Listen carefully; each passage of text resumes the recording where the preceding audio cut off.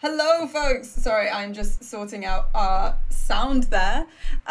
Welcome to this afternoon's stream of Undergods. I'm also just checking that I can be heard right now. Hello, folks. So amazing, I can hear myself, and so now I get rid of that so I don't have to look at a million different pictures of myself. Cool.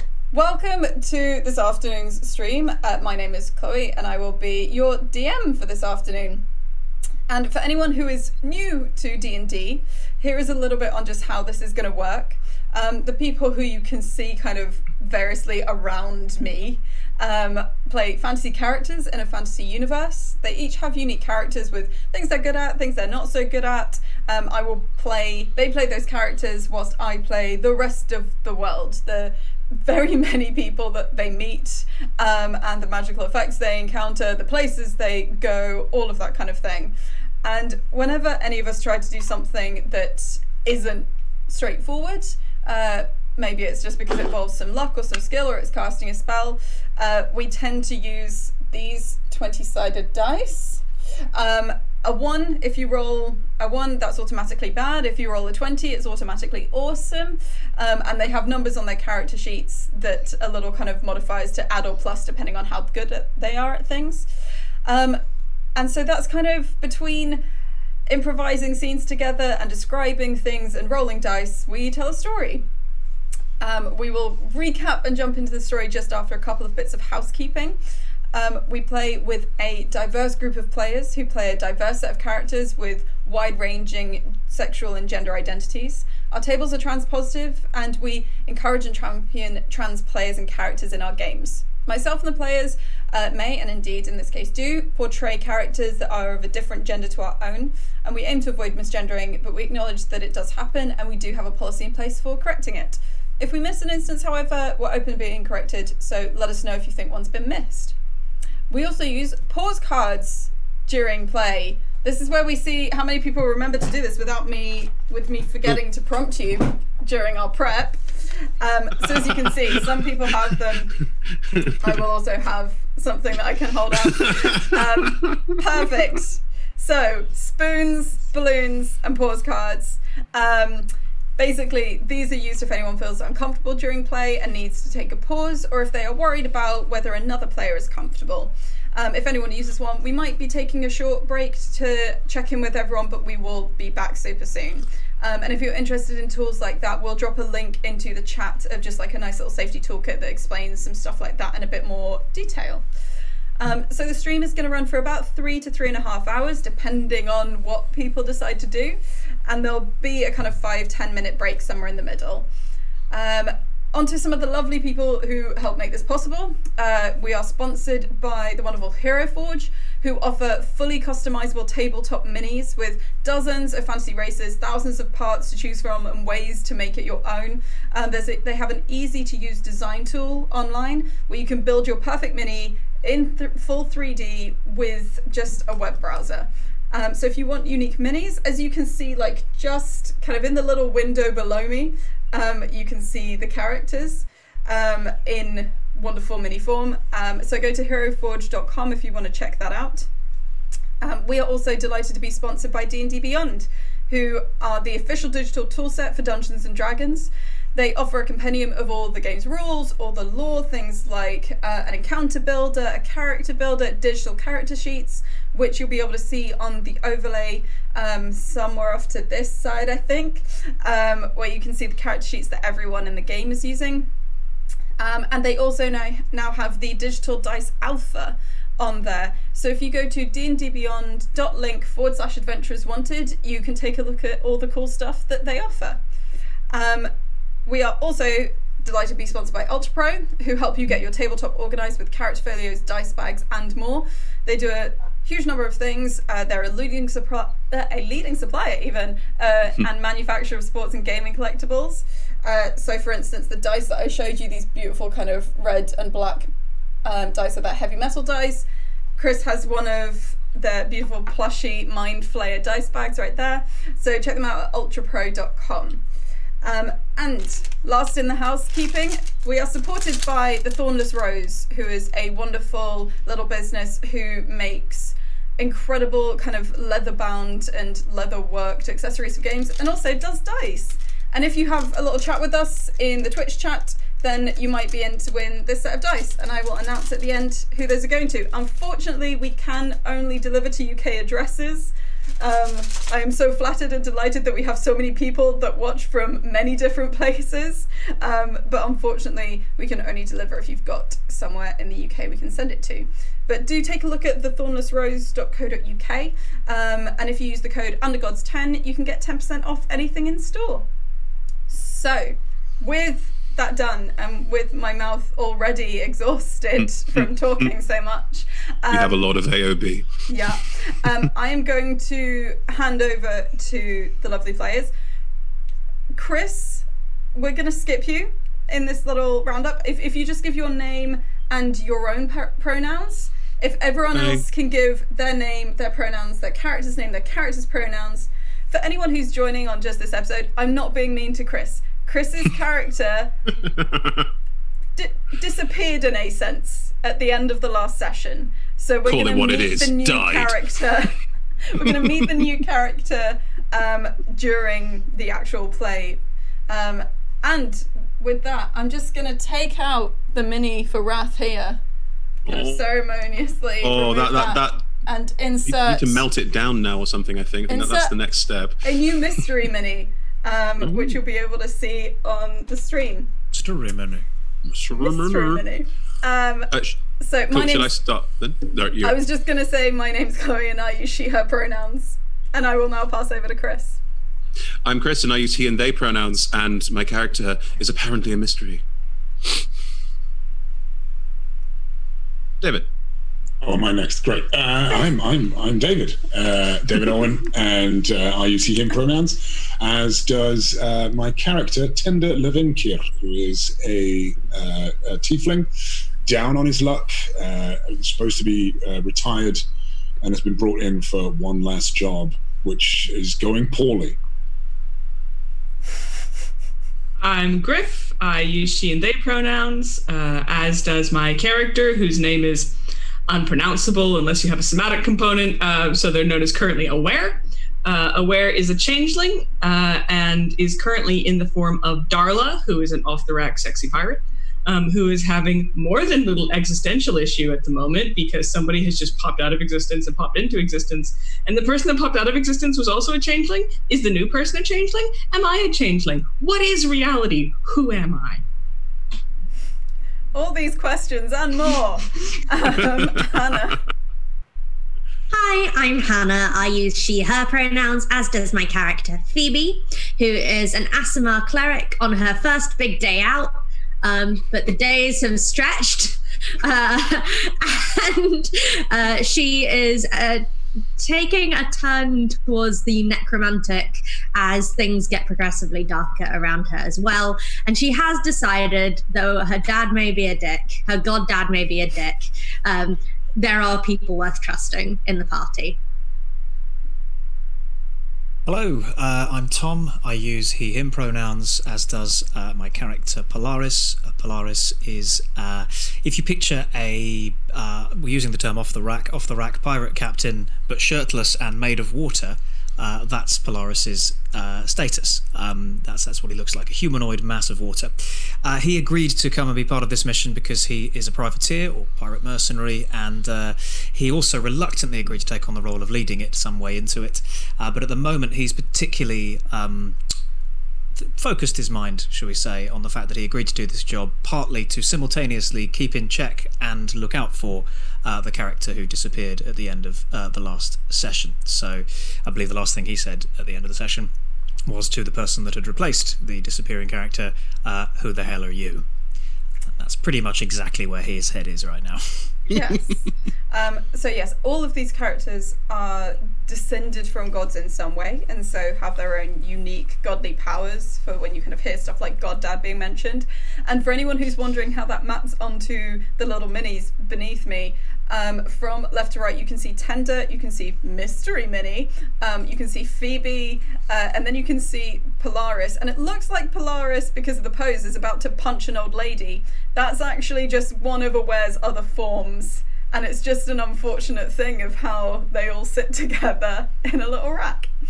Anyway, so where were we with this story? So these people have been gathered together by an organization called the Tree for ostensibly the purpose of recovering magical items that had been stolen.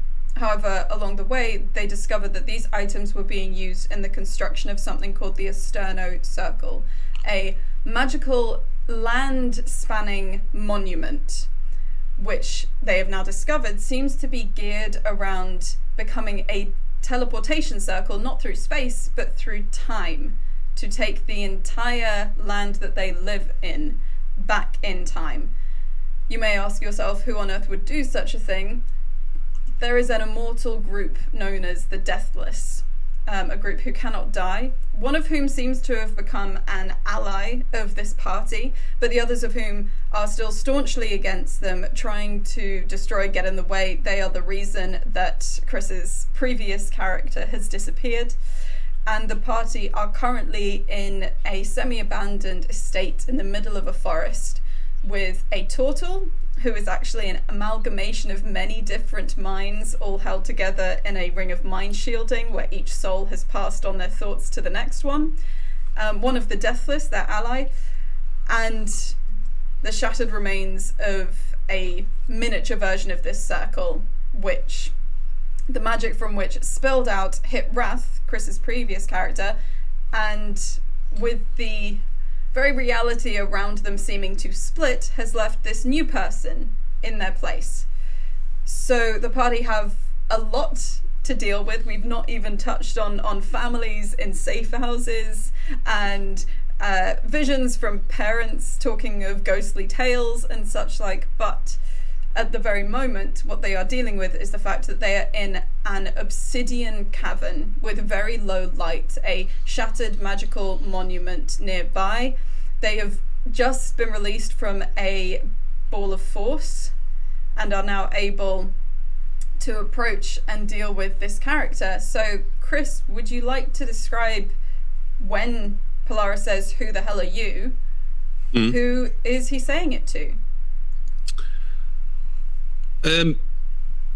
Standing in the midst of this, where Rath was, is a gnome. She looks to be a relatively old gnome. She has a sort of patchworky coat, skirt underneath, what looks like a sort of breastplate, but it's buttoned at the front, so it's got a sort of like clasped front. Big shield, like the same size as her, over one arm as she looks around, a little bit confused, a little bit worried, and a hand is straying towards her belt, where on belt and bandolier over the front, you can see an awful lot of bottles. Different shapes, different sizes, but a very large number of flasks, bottles, containers for holding liquid. And as she turns and looks, on her shoulder is sat an alembic, which is an alchemical tool, device, that as she turns, moves, scuttles slightly behind her head as she turns and looks at all of you. Where was I, Chloe, when this happened? Roll a D100, because I love that dice. 49. 49, you were at a sit-down family meal for like an event that you you could have taken it or left it, like you weren't that invested, but that's where you were. Then I turn around and look at Polaris and go, Ray, you're not Auntie Nora.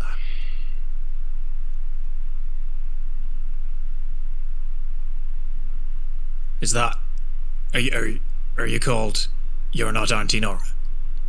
No, I'm not. You're not Auntie Nora. I was with my Auntie Nora. When I ask people what their name is and they say their name, I assume... You've made me Scottish now, Chris. Arr, there we go. I assume that they'd be telling me their name. Going to be a constant back and forth, isn't it? Just a game of... Arr. You brought me here, so I'm guessing you know who I am, otherwise you wouldn't have brought me here. So maybe you can tell me who you are. Looks around at all of you with a kind of like, yeah. We didn't bring you here. You just appeared out of one of our companions. Oh. It was like they pop out the chest or something. Look around for a body. Nothing there. You can see like a weird pit with shards of stone that looks. Can I roll an Arcana check, please? What are you trying to discern? Magically, what happened? You can roll an Arcana check to understand what happened. This is a very high DC. Oh, Chloe, don't worry. I wouldn't ask to roll for something I was bad at. Yep, that is a 27. I did say a very high DC. With the 27, you understand that there was some essence of some bit of teleportation magic, but that's all that you get, and you have no idea exactly how that.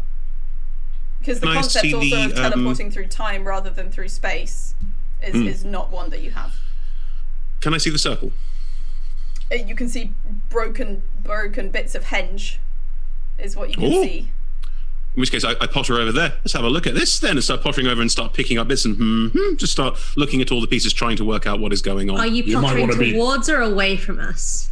Oh, away from you, towards the circle.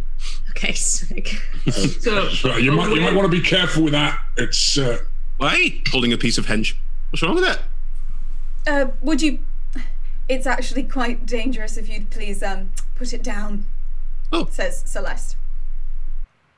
So Aware had collapsed by the entrance and just kind of not been able to process anything. And seeing that this gnome person has appeared and immediately taken no interest whatsoever in what had happened before, Aware is going to stand up and just slowly walk to the rest of the party until they are standing directly behind Polaris's shoulder. They won't say anything. They're just going to be watching very intently. So there was, and they're holding what appears to be a heavy stick. Mm-hmm. Cool. Oh, so there was some kind of magical problem then. Right. I'm Jimmy. Hello. Here he is. Phoebe looks at Polaris, not saying anything. Are you... Hang on. My what? Are you just... I swear to God, if this is just one of yous that I've not seen before. Oh. You can roll history if you want. I would like to do that.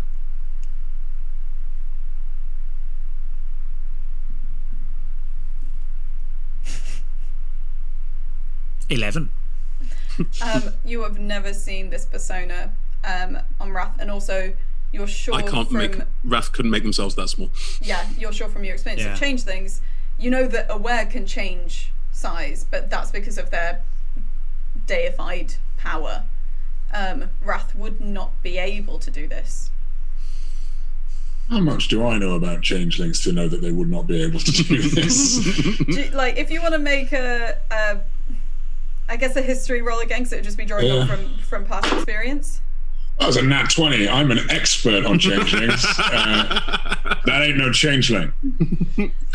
I didn't roll that.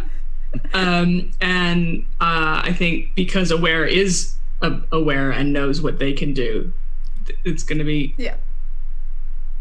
Rath, if you're playing a game, it ain't funny. Who's Rath?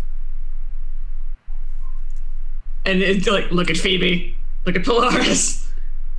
Phoebe is freaked out, just seeing their mate look like they were an infinite banana being peeled. Not a great time. Very shell-shocked. Are you working with Amma or Ova, maybe? Not Kalaya. Please tell me you're not working with Kalaya.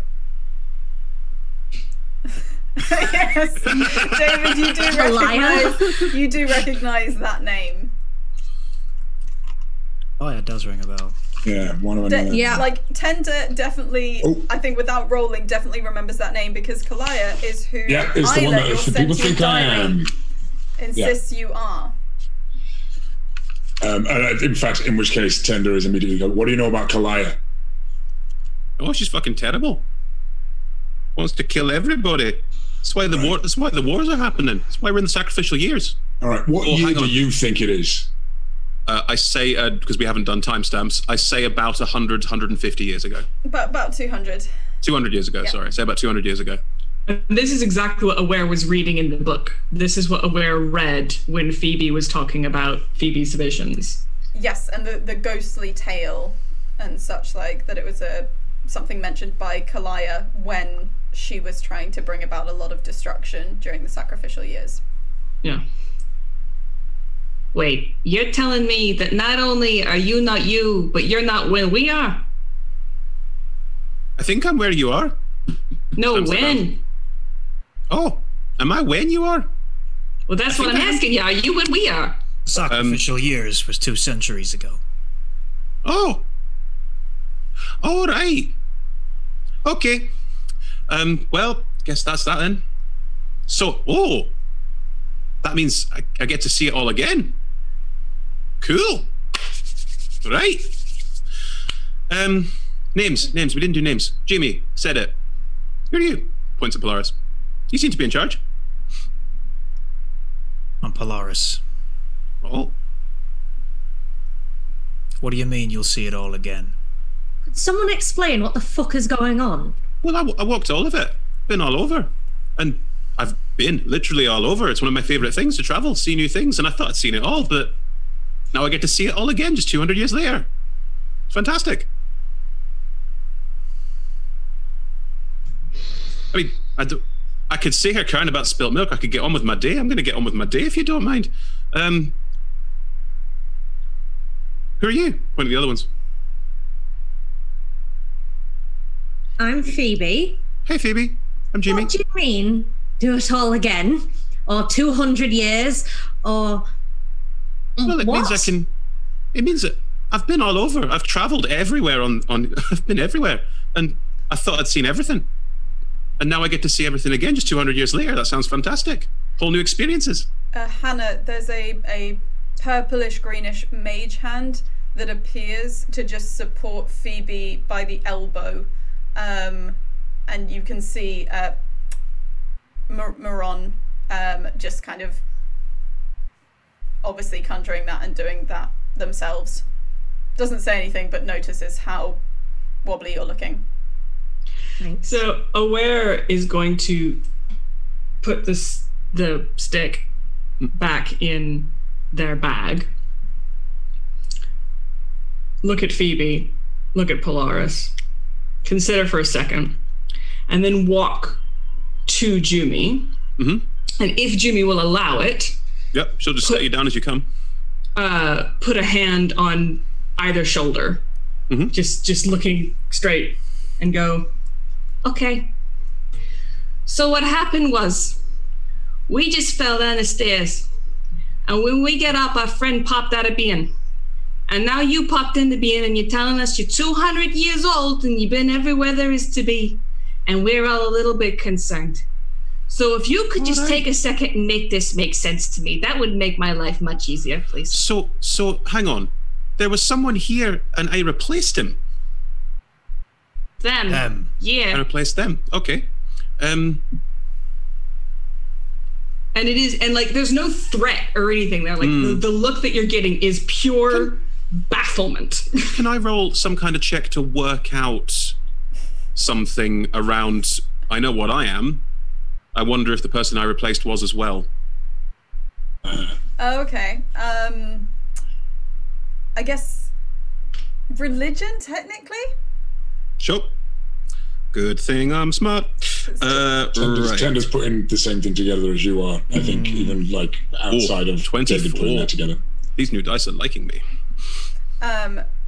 Cool. With some of these things, if you want to roll for the chance for your character to not understand. However, if you as a player are like joining things up, I'm also happy for you to do that without rolls, so that everyone's aware. With a 24, it would make a lot of sense, especially because a lot of oddities from your life are linked to the fact you're an undergod. Yeah. Okay, so he was an undergod, right? They were. They. Sorry, didn't know them. Right, so they were an undergod. And I'm an undergod. Oh. And from my perspective, it's 200 years ago. So I'm gonna turn and just over my shoulder to Polaris. Who was Rath the undergod of? I can barely remember mine, but yeah, I would. I mean, Polaris would know. That's all right. Callisto, who was the god, the deity of memory of history and the past. I mean, that is hilarious that I couldn't remember that. But Yeah. Mine is Nastori, by the way. Callisto. And then turning and looking at Jimmy. Is that who you're the undergod of? no, but that's not how it works. No. Lelsha. You recognize that as the name of the deity of creation, care, and energy. Are you all undergods too? So Aware's gonna take their hands off and turn and walk back. I don't love the label. Never asked for it. Oh, right. Sorry, didn't mean to say anything by that. Right. You know what? Undergods, like, there can only be a few at one time. So are you telling us for you to be here, our friend had to die? Maybe? I think it's more likely that your friend was, like, de-incarnated. I think they must have been who I became when I went. That makes sense. Oh, that makes sense. Oh, good. So we're a straight line. Yeah. There can only be, was it 5? I think it's 5. Maybe more. Sorry, Jumi, yes? Yes, who are you? Celeste. Celeste, are you an undergod too? I'm sorry? Are you an undergod too? No, unfortunately. Right, no offense meant. I'm just curious as to how you know that. Well, we all knew each other back in the day. Right. A lot of us worked together for a long time, and then one of us was a bit, and we were all working to stop sacrificial wars. For what it's worth, it would accord with, I mean, living 1,000 years, you start to notice patterns, like, oh, there's only 5 of them at one time. Yeah, I wasn't really that's my reasoning. Aware that others were aware. Maron, you've been around a while. Yes. Does this make any sense to you? Well, a degree. I suppose. Well, it would make sense if the circle was working as it was planned to work. Then yes. I mean, obviously, the idea is to take everyone further back, and potentially what they've just done is taken your compatriot further back. How would anyone like a sit down? Because we definitely would. Yes. Yes. I mean, we can continue the conversation, but in a little bit more comfort. Yeah. Right. Right. Jumi. So we're Moran. Lovely to meet you. Hello. Do you mind if gesturing to the other 4, would you like to go ahead and we put it all back? Obviously, we don't know you, nor do we know if you're carrying any kind of arcane fallout or some such from exactly what's just happened. So it might be a little bit safer whilst everyone is walking through tiny corridors and some such, that you're not right in the middle of it all. Chloe, can I cast Detect Magic on myself? Yeah. Sure. I take one of the flasks off and uncork it, As I uncork it, the liquid inside starts to float out in a very strange way. It almost has this almost like gas-like, cloud-like quality, but it's definitely still liquid, like water in zero gravity almost. And as it sort of floats out, Jimmy concentrates, and it just sort of like sinks in. It's got a strange light blue quality to it as it sinks into her skin, and she just blinks and opens her eyes, looks around, and any magical residue on me? There's some. Some of it's a little bit confusing because it's various schools of magic all kind of blended in. And it's still just very faintly sparking. It's very hard with that detection to actually know if anything could happen. You've not seen this specific kind of swirl of colours, as it were, before. Well, I feel alright. I can see your point, though. While I'm here, some of you look hurt. Just to prove I'm not a terrible person. Anyone? Just as soon as you would have uncorked that bottle, Aware would have been armed. There would have been a short bow pointed at you. Cool. Wouldn't have shot, but immediately would have been armed. Not bothered in the slightest. Anyone need any healing? Anyone badly off? A little poorly? Tickle in the tubby? Maybe before we go any further, I could. And he just Tender grabs Polaris's wrist, and then puts a hand on Jimmy, and he's going to use his Undergod power. Channel empathy. And is going to whilst holding, he's going to channel empathy and just say there is a group of people called the Undead, Deathless, the Undying, something like that. Deathless, they're trying to take. Thank you.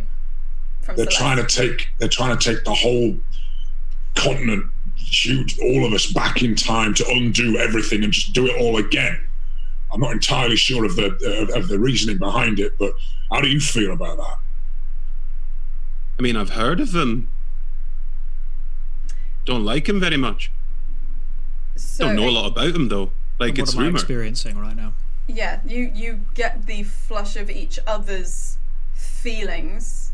So Chris, what does Polaris feel in answer to that question? Small confusion, mild annoyance, but also a lot of just inquisitive energy, like an excitement almost that are new mysteries. I didn't think there were any mysteries left. And what does Jimmy get? Everybody's gonna fucking die. Okay. Tender kind of looks at Polaris and just goes, "Can we trust them?"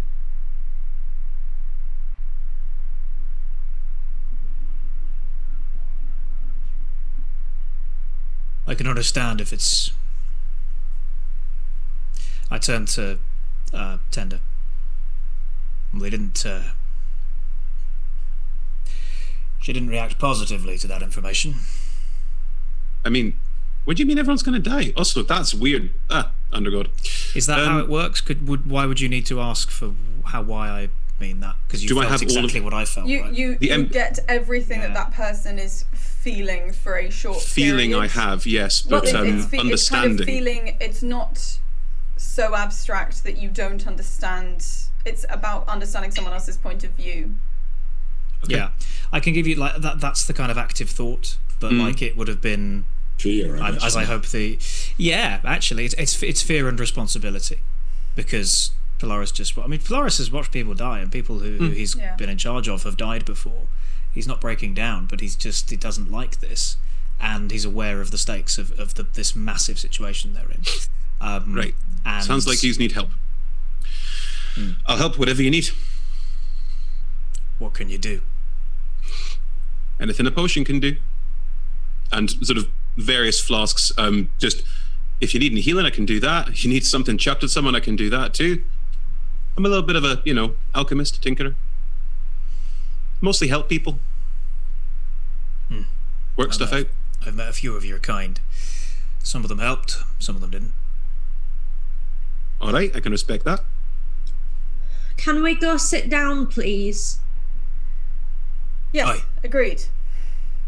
At that, Aware would put away the weapon. It would go back into the bag. you want me to wait behind? Give you a second. As you asked. Well, how about I go with... You all go first, pointing to kind of the block of 4. We'll come after, then Jimmy, then Celeste. Get a little... That makes sense? Yep. Much as anything else has. Right, okay.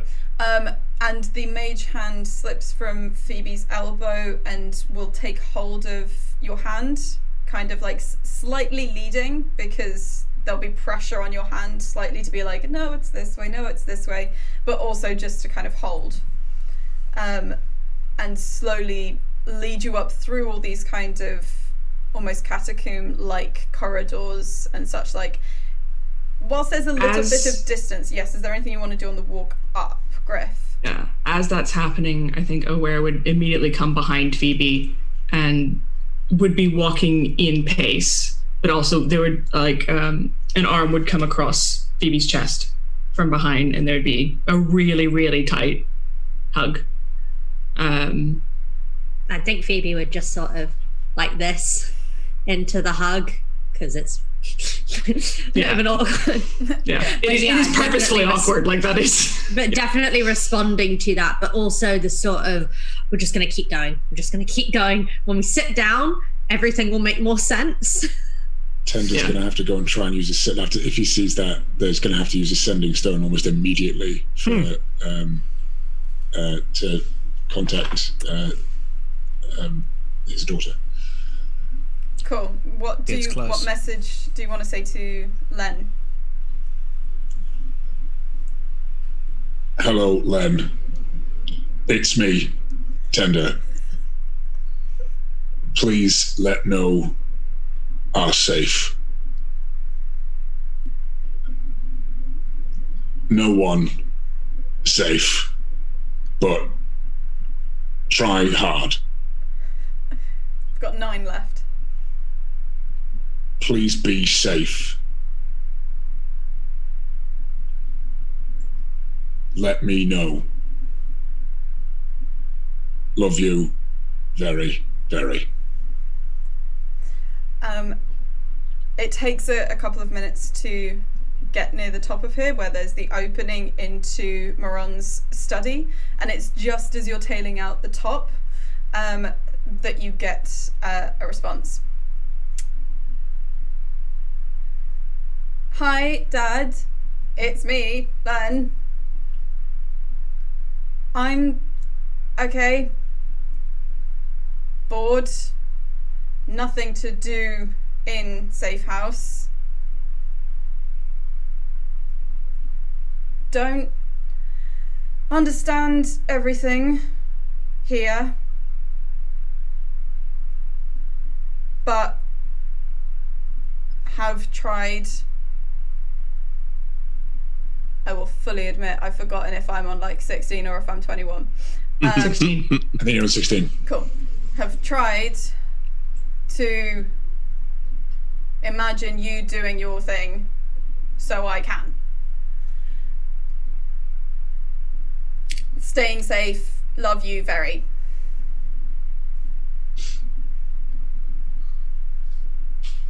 Yeah, that's all you can get. So Yeah. So you come out, it's a real shift in like the light, because it's still actually kind of late afternoon outside, and you're coming from these dark obsidian caves, and the light starts to streaming from the windows. You see the kind of relatively nice, somewhat homely study that Moron has. You can see all of the vines and the various growths and plants that half encase this empty manor house. And you can also see the kind of rear door in the study that leads out onto something of like a kind of rear veranda. Again, as overgrown and as slightly like crusted and dusty as the rest of this place. There are bits and pieces in this room. It'll be a bit of a squeeze with 7 of you in there. There's a bit more space outside, or you could look for other places. You did pass through, like, I think a dining room to get in here. The mage hand is no longer giving directions now that you're upstairs. Tender needs space, so we'll head for the dining room, and he's quite happy for others to follow him. But he just doesn't want to be in a cramped environment with these people right now. You part the various growths and such like that are covering up the doorway and head through into a dining room with a very kind of spacious, like blank because this is a half abandoned place, but there are plenty of seats and such like where you can just take a gentle sit down. There's natural light coming in from outside still.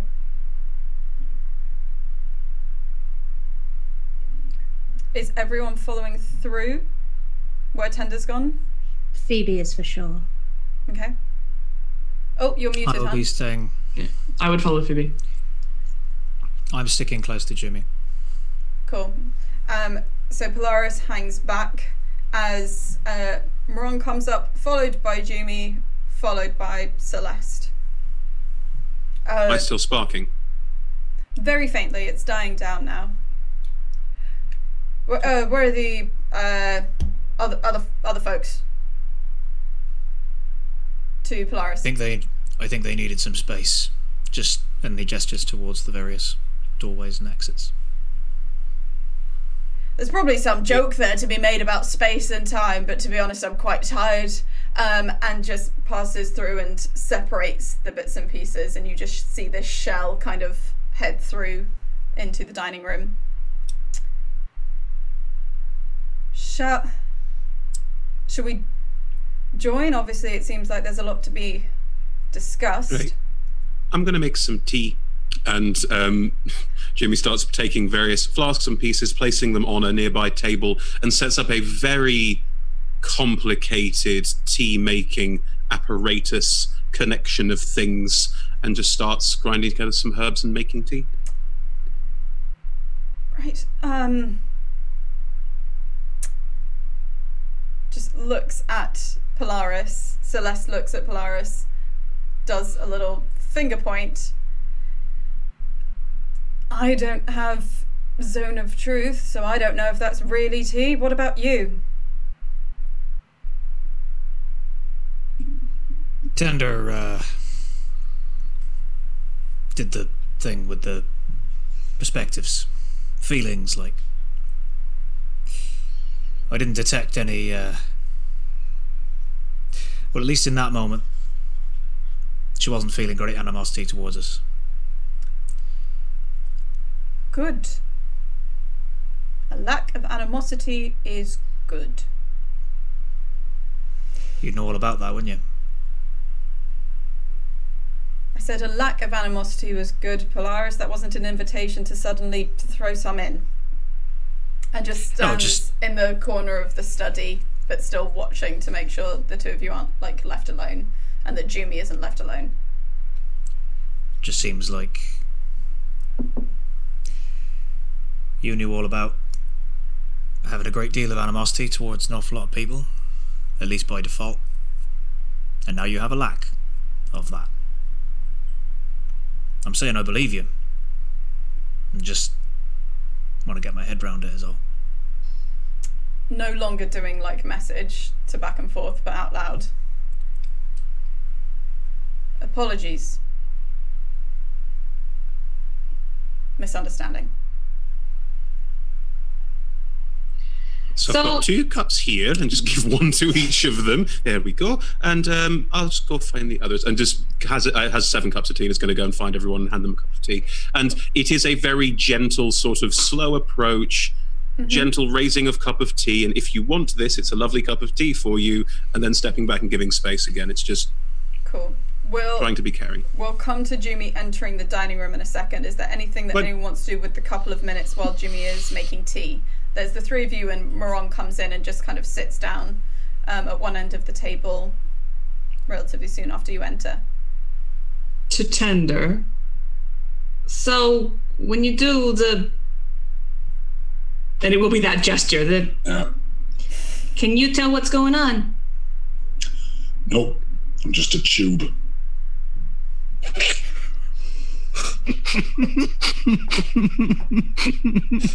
So tell me, Mr. Tube, do we believe him? It all depends on whether or not you believe Polaris. It's complicated. It's never really done me any good, you know? But thought maybe it could be useful because is there anything in the room? Like, is there a chair? He's going to throw something. She's not dealing well. There's chairs, there's old knickknacks on the walls, there's some vases. Everything looks a little bit, it doesn't look like it would take much effort to break things in this room because they all look exceptionally old. Yeah, it's not really necessarily going to break anything, but he's going to do that really thing where he picks up the chair and just says, it's never really done me any good, you know, because I'm just the conduit for him. He's going to grab the chair and just slam it 3 times on the thing, on the ground, and just... The chair miraculously withstands that. Just. You want to tell me why you're assaulting the furniture? We've thrown things again. We lost someone. All right? And I know that maybe we didn't, maybe they've just been infinitely peeled like a banana into wherever they are now, but we had someone in the team and we lost them because we were careless. I'm not good at that. I'm not good at losing people. And I can't lose people if people are being lost. So again, there's not going to be... Sit rep, the people we care about, our dragon friend, Len, your spouse. Who else do we like? The ones who were right in front of me weren't able to do anything about. I was stuck in a fucking bubble. The ones who are miles away, I don't even know if I'd be better off near them or further away from them. So again, there's not going to be a verbal response. Aware will just go directly to Tender, and if Tender will allow it, there's just a massive bear hug. Yeah, does Tender allow that? If Tender will allow it. Yeah. I think, Tender kind of just doesn't, and just walks and like pushes against the wall for a little bit and just goes like he's not being good at dealing with emotions. Seeing that, that's fine. Aware would back and this off. is probably what Jumi walks into. Mourn gets up, heads over, kind of lights with a little bit of magic, the gold and purple pipe that you saw they had earlier, comes over to where Tender is. So, obviously, it doesn't take much to see that you are angry. Look, take it from us. Collectively, we've seen a lot, quite old and such. If you're worried about the people you care about, the first step, if you're not next to them, is to let the people who care about you in. And just kind of makes a pointed look at Aware. Now, I know you're angry, I know you're not going to want to listen to that, but it's more, at some point in the future, normally this is how it works, you'll think of us, there'll be some kind of meaningful moment, and you'll drift back and you'll think, and it'll be one of those, what do they call it when they do it on the stages? Flashbacks. And you'll go, wasn't that a good bit of advice? And just goes and sits back down. And it's passive aggressive turtle. Great. And it's that kind of scene that Jumi now comes in. Has Polaris accepted tea? Yeah, he took some tea. It's really good. Celeste has taken some but has not yet drunk any. I think we'll have. Yeah. It's got a lovely herbal scent to it. There's obviously various different herbs crushed into it, and it does give a very strong sense of home. Like, even though Jimmy doesn't know you, there's a slight salty tang to yours, Polaris, and Celeste will have some element of Celeste as well. Part of tea making. Okay. Seeing Jumi go through, like, Celeste kind of is looking to see if Polaris is going to go through or not. Is there hesitation there?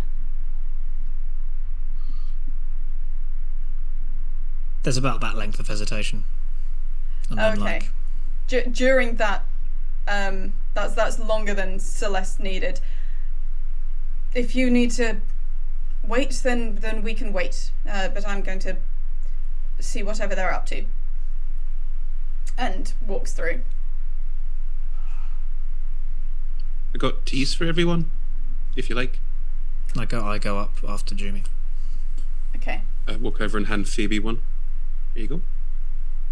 As soon as Polaris walks in, Aware will gesture to Jumi, having just entered, and go, "Do we believe him?"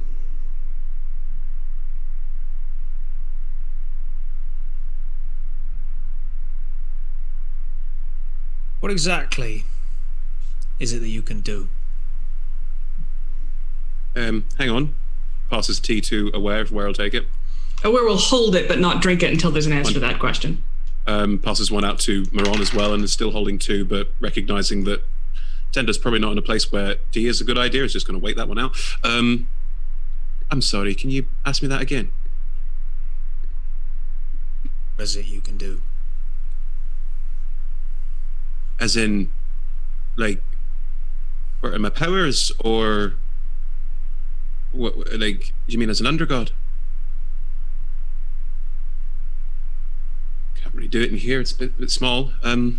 Talk me through it. You know that you could. It would just be kind of. It wouldn't show at its full extent. It would stop at the walls. Right. Well then, okay.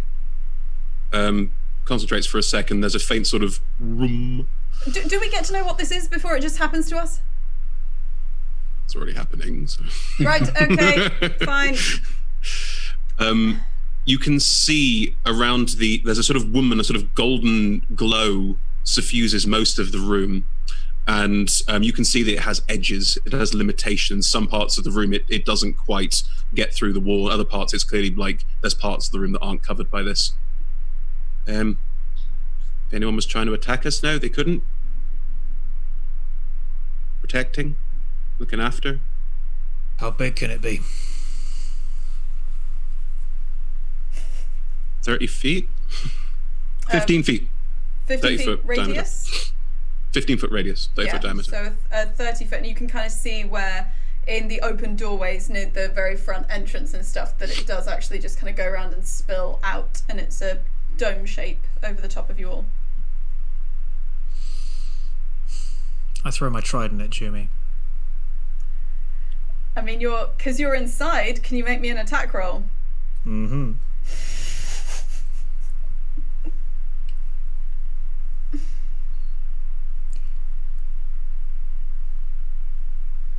Just as soon as I can find my actions. Yeah, hold Let that me thought. get this trident out. Just I also really like the idea of it. Yes, that sentence. Yes, because you're inside this thing. Yeah. it's a fair, because the thing is with Rath, I was on the same. it was if you were inside, you were affected by the thing as well. It wasn't about things externally coming in, so it's an interesting test. Go. Actions. That is a 21. That hits, yes. As you throw the trident, the 2 cups of tea are held in the one hand, while the other hand, the shield comes off the back, and as a reaction, you are blasted back as the repulsor shield. I still take the hit, but you are thrown across the room. We're both inside you. From the outside in, and you are thrown across the room 15 feet. There is no saving throw. Is that targeted, or is it all of us? I know it's an Polaris. alchemist's thing that they can do. Just Polaris. Maybe legs that over to Polaris. Tell me what the damage on that. Oh yes, sorry. It was one-handed because it was just... Yep. Okay, not one. One on the dice, so 7. Right. Yeah, Jimmy doesn't look that healthy. Hannah, you said Phoebe was heading to Polaris. Yeah, I mean, Polaris has just been flung across the room. So I think he's kind of skidded backwards, like the whole kind of digging your heels in thing. Yeah. He kind of right. stands up. Yeah. I'm all right. You else want to fucking throw something at me? No, says Moron. So I'm taking that we don't trust them. Well, there's no denying that something like that, if it does work from the outside in, is mighty useful.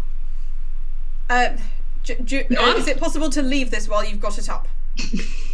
Yeah, you can all walk out. You can't walk back in if you walk out if I don't want you to. Moron. Wait, hold on. Are we just ignoring that they just got stabbed? Is that not? Are we not going to talk about this? Is this not something that needs discussion? Yeah, I'm not quite happy about it either. You feel free to discuss. I'm just testing something out. During this, Moron is just pootling out to the front door, picks up a piece of like wood that they just tear off of a skirting board, like a very small bit, and just just chucks it from outside at Make me an attack roll. Dome.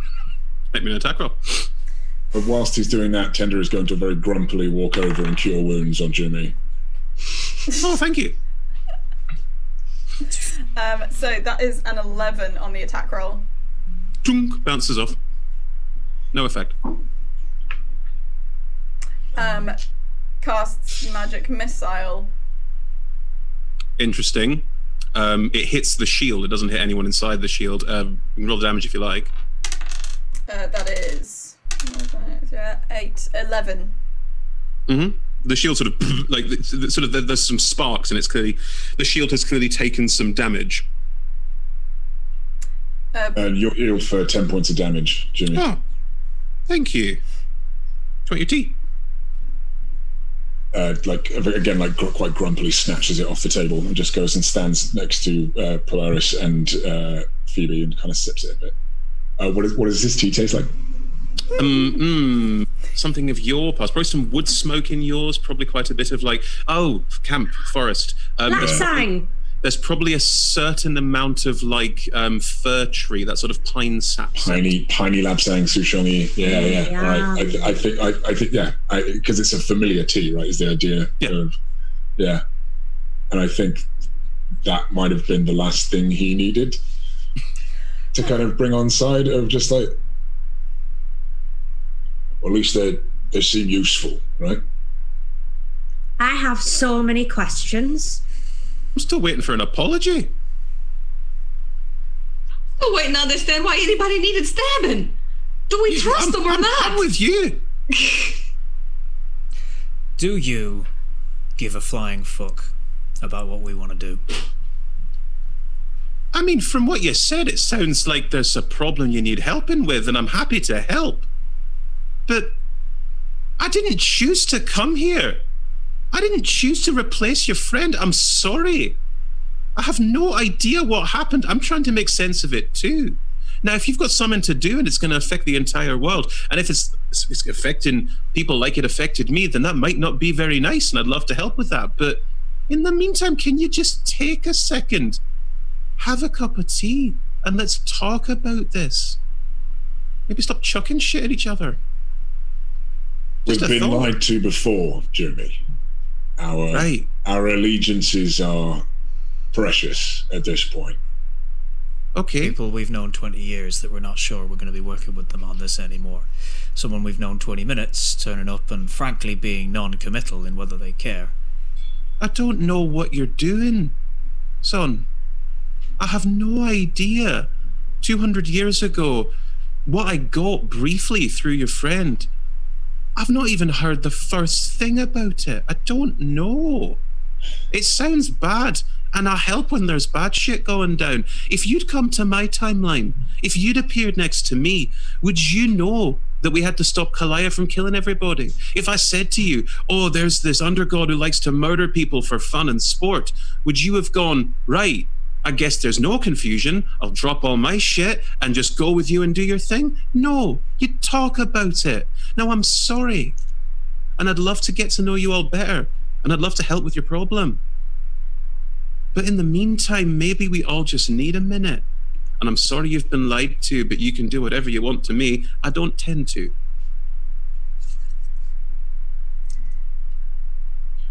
Sounds reasonable. Is there more of that tea? Aye, as much as you need. Can I roll perception? What are you trying to see? Whether or not, on their own, whether or not Aware believes them. That would be more like an insight into Jimmy. Yeah.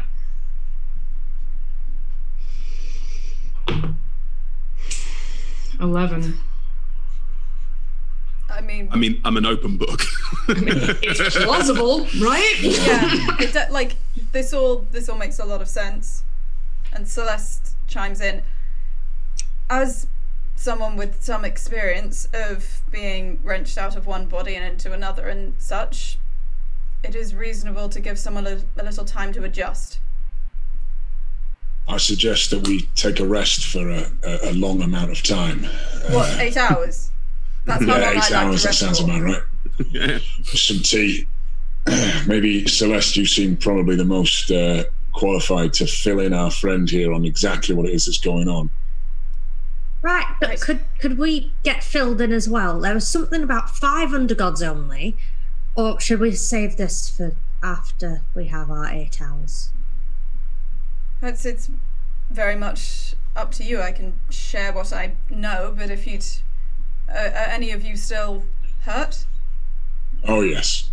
Quite badly, actually. You should have said, take a potion off and same thing, like open it out and sort of chuck it generally in Tender's general direction. Again, this sort of like watery, like, and then just like absorbs. This one's got more of a sort of reddy, yellowy quality to it. And as it absorbs in, now I do a lot of healing. So let's take a look. 14. All right. 14 hit points healed back. Still not tip top, but yeah, we could. I appreciate it. Right? So at that, Aware is going to, almost as though not thinking about it, take a sip of tea. Ooh. I don't know what yours tastes of because your background is complex. Want to give me some steers? I would imagine quite fruity. Mm-hmm. I would imagine it's some kind of local berry distillate. Yep, sure. Distillate. Diluting juice. It's basically squash. Like Hot Ribena. Oh, mate. Oh, David. Oh, Red tea. I could go for a hot Ribena right now. Are you joking? Kidding me? No. Hannah, in the right situation. Oh, what the Moron, world needs now is hot Ribena. Moron, coming back in, having just been like occasionally throwing bits of wood or like magic missiles at the dome. Dunk, dunk. Well, it works. I heard something about rest. We heard something about resting. There are rooms, if you wish, beds and such. I mean, they're not fancy, but they'll do. Or do I need to do more of those flashbacky things with each of you? No. I'll retract the dome. It just fades out. Is that something you can keep up whilst we're resting? That might be kind of handy. Only lasts a minute, but I can do it like a couple of times a day, 3 times a day. If you're Don't know, but all right. if you're concerned, I can stay we up. keep I'm watch. fine. Yes, we can do the rotational things. I'm completely fine, so I'll stay up. Can I just do a quick Quiet. insight check on how completely fine Phoebe is? At completely fine. The mage hand is still there and gives you like a little tap on the shoulder of like, sure you are. It's a condescending mage hand. I got an 18 insight check. So Phoebe is completely healthy, but fine is not necessarily Just healthy. an accurate reflection of their mental state. But they are healthy and they do not need a rest to regain HP. Do you need spell slots? Yes, I do. I think if we, I think Tender's just going to say, yeah, you look very hale and hearty there, Fee, but maybe you take the first watch and I'll come relieve you in a little bit, eh? You should sleep. We could all use some sleep. Am I Okay. part of the rotation? Because I can happily take a watch. Why didn't you sit with one of us? I was going to say, no offense. No, none taken. Happy to. Tell you what, you and me, we'll take third.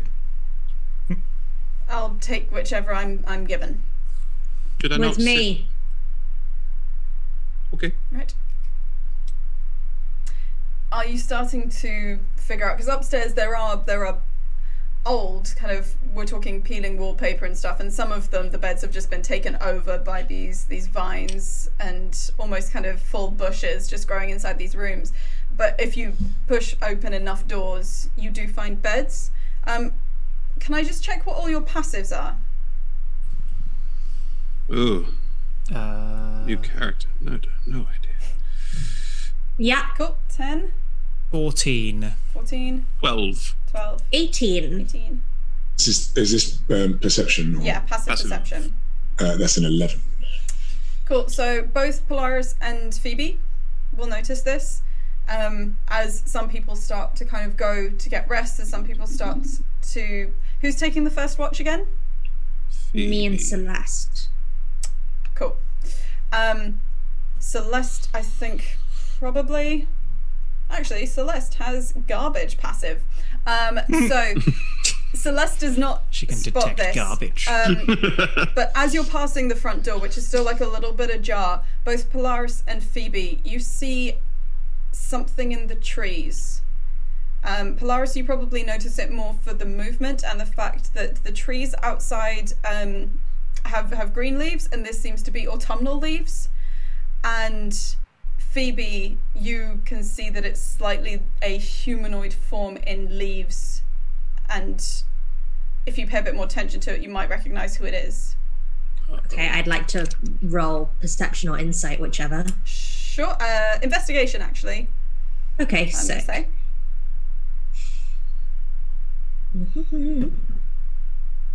Okay, not bad.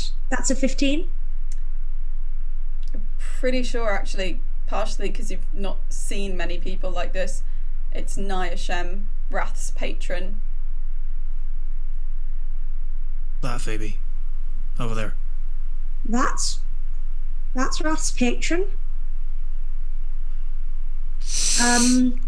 Should I? You knew them longer. Do we need to break the news? I've never told anyone that their kid died before. I have. I feel like they wouldn't be here if the news needed breaking. You do what you want to do, Phoebe. Okay. And Phoebe's going to turn to Celeste and go, "Be right back. You watch, stay." I understand Finger guns. words. Okay, but I'm trying to use a lot of words. I'm trying to put together a little speech in my head, and I can't do... Right. I see. Fine. You don't understand. Right. Okay. And Phoebe approaches Niashem. Polaris, Niashem kind of- comes into view behind Phoebe, but So is you following along with Phoebe? following behind Phoebe. Following behind Phoebe. Yeah. Niashem, you see kind of occasional, like almost hesitant little teleports between trees in the very edge of the forest, because there's a slight clearing in front of the house, but realizing it's the two of you approaching, then kind of Niashem sidles out, just looking as though it's a person formed of beautiful rich autumnal leaves.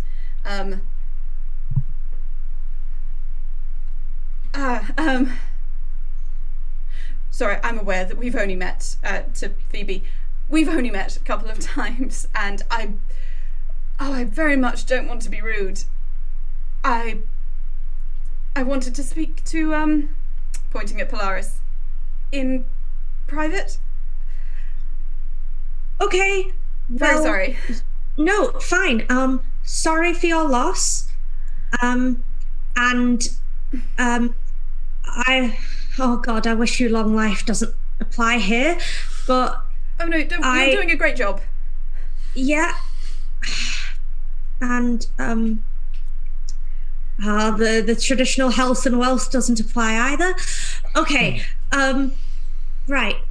I'm really sorry. We didn't mean to. Okay. I'm gonna just. I know you didn't. Okay.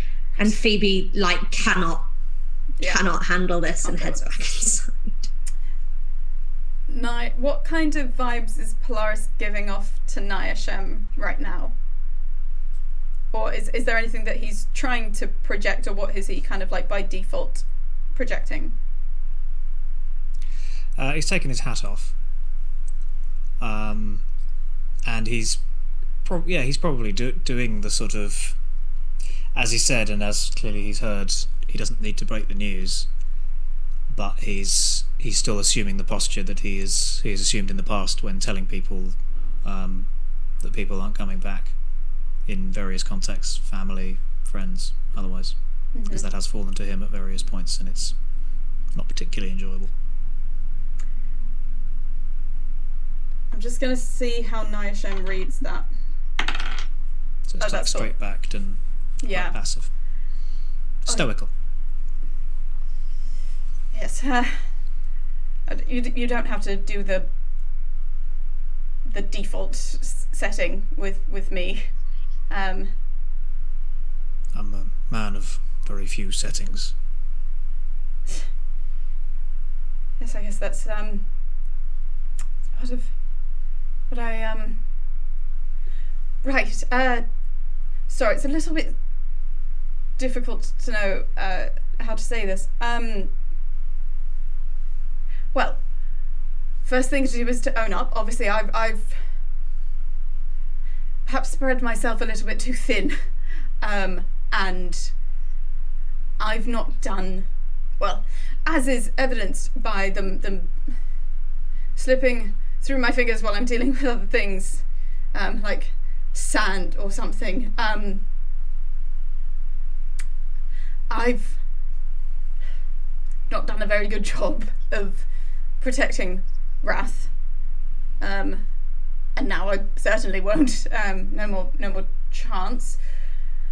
Trying to look at this, holistically. I'm aware that someone is in their place. Obviously, I'm not associated, and I'm going to try and focus a little bit more on what I have in hand.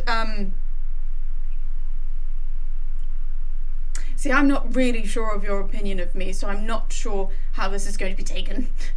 I do mean it in the best way. I wanted to say thank you. I'd rather think... What? For what?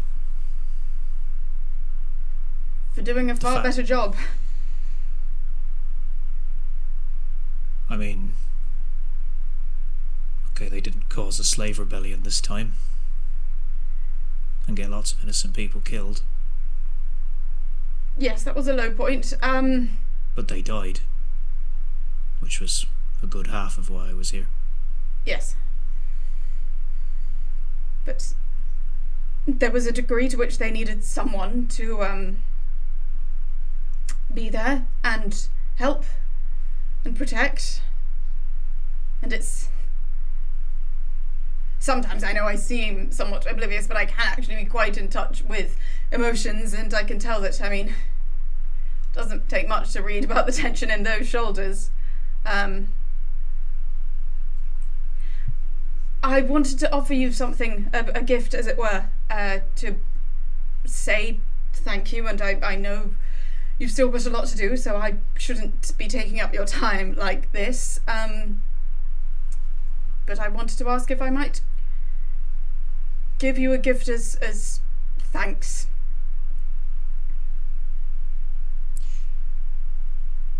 I will accept. Thank you. Very accepting person, all in all, I think. And reaches out her hands. Their hands, sorry. Their hands? No, her hands.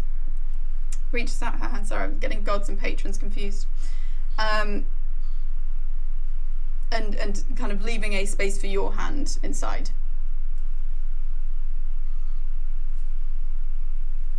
Cool. It's very weird because someone has their hands over your hand, but what you can feel against your skin is like dry rustling leaves, and it kind of speeds up to a point where it's like tingling, and it's like pins and needles, and it's like almost kind of textural static, and then you feel like this small flush within you. And you don't know how, but you can intuit that you can now cast the guidance cantrip. Huh. And still holding your hand, Nyashem looks at you. I'm not unaware how difficult it must have been for you to trust taking a gift from an otherworldly being. But I hope this at least gives you a nice one.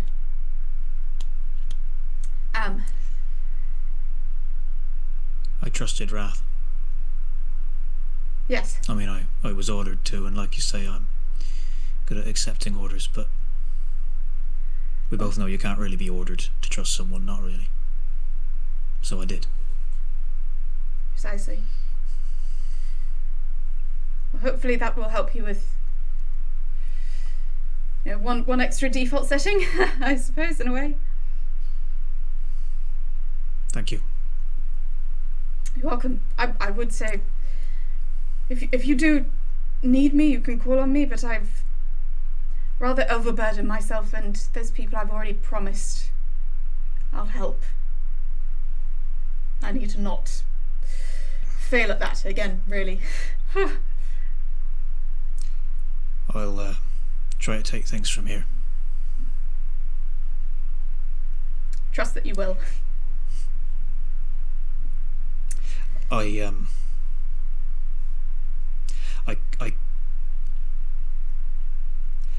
I can't do it.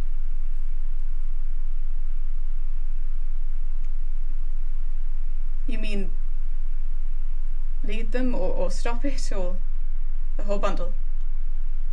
Oh no, I think I'm a good leader, and I think certainly they can stop it. But I'm made of salt water, so I don't have the need to. So I can't. But I think I want to be.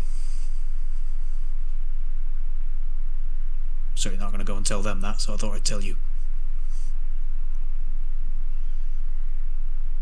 Thank you for telling me.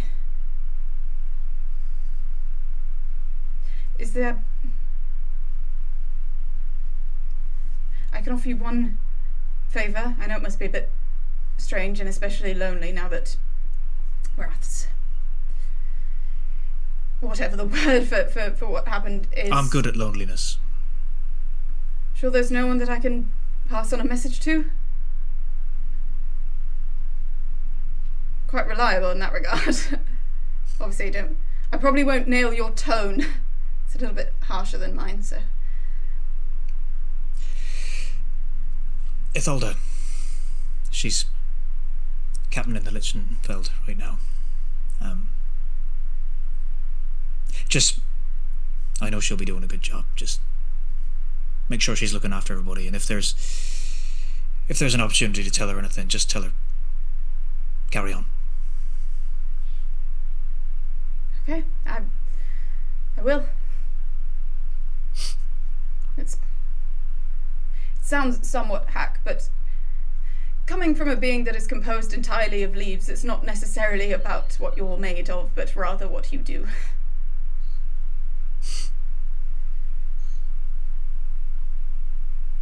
All right. I'm good at doing. That you are. Right. I should quit while I'm ahead, and before I say, and Folder, I will go and pass that on. Thank you. And just very awkwardly, again, not really sure how to disengage from this conversation, kind of takes a few steps back and kind of goes a little bit behind a tree and then out.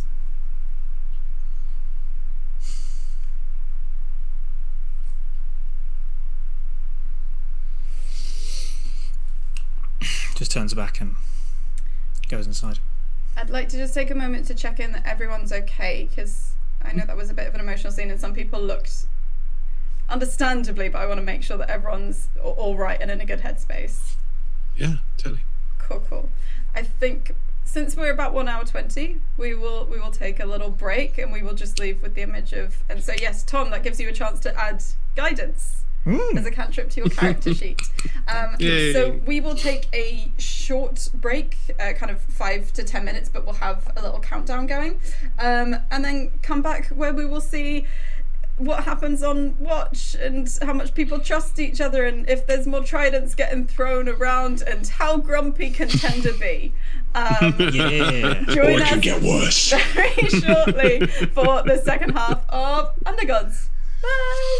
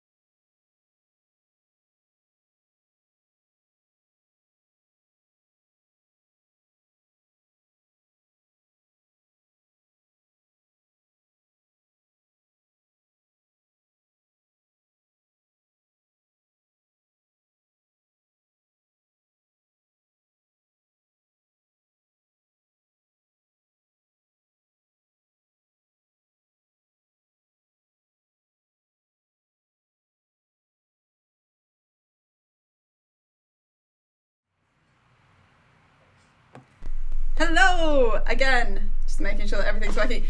We haven't totally lost Griff, I promise. They are just sorting themselves out before we come back. However, we are now going to deal with various people on watches and such like.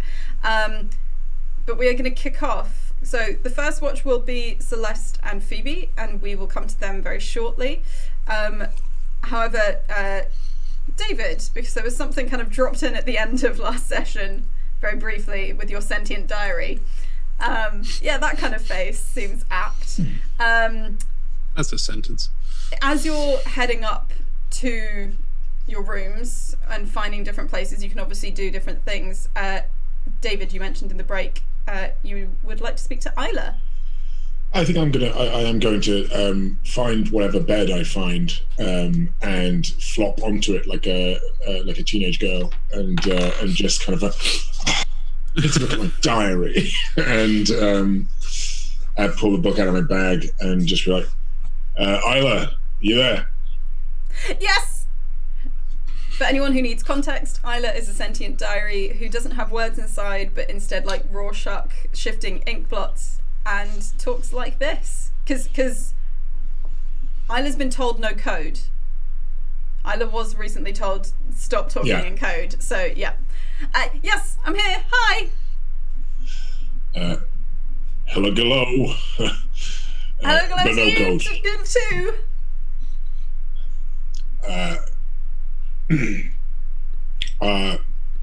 I was short with you, Isla, before, and that was unnecessary.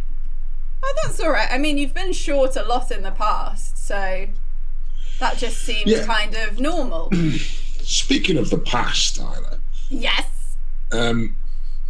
As we both know and have come to understand, I am Kalea. Yes. Yeah. I don't suppose I, in the past, have mentioned a journey. One of the other people like you. Yeah. Yeah. Why are you thinking about them now? Well, just dredging up old memories, just having a think, Ooh, what would that would have been about 200 years ago, wouldn't it? I think so. I'm not always the best with years. Sometimes you forget to tell me dates, and then if you don't tell me dates, then I don't really know dates, but I think about that long. Right. What? I mean, not that my opinion is the be-all and end-all, but what were my general thoughts? Who else has opinions, and what are they? It's like truth that only works for one person. Yeah. Right. I'm not expecting you to have any. Although if you did have some, that would be all right. You're allowed. But what did I say? Did I say good things or bad things? Oh, well, you don't like Jumi. You always say that they get in the way, and you try and break things, and they try and make things. And when you were doing all of the, trying to destroy all the things, you didn't want her involved. Because she was getting in the way and stopping me from destroying all the things. Yeah. Sometimes. I mean, there were other people that were getting in the way as well. Like, you talk about a lot of people. Right. Not a popular person. Well, popular is when people like you. Okay. No, you don't like her. Why do you need to check? Don't you just know? Sometimes people forget things. And sometimes people become other people when they get peeled like an infinite banana. Mm-hmm. Is an infinite banana an opinion? In many ways, yes. Okay, I think I understand. Did you want me to tell you about the Ewalt's Gate thing? Because that's when you asked me about that, and then you told me to be quiet about it. Yeah. Let's dive into that. What's this Ewald's Gate then? Well, you asked me to think through everything that you've ever told me and look at destruction and things like that.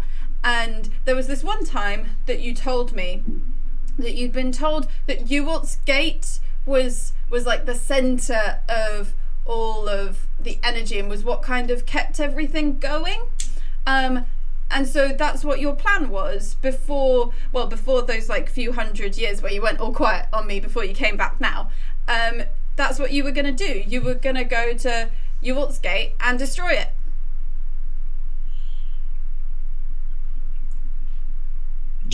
I was going to destroy it because that would just tear everything apart and that would just end everything. I think so.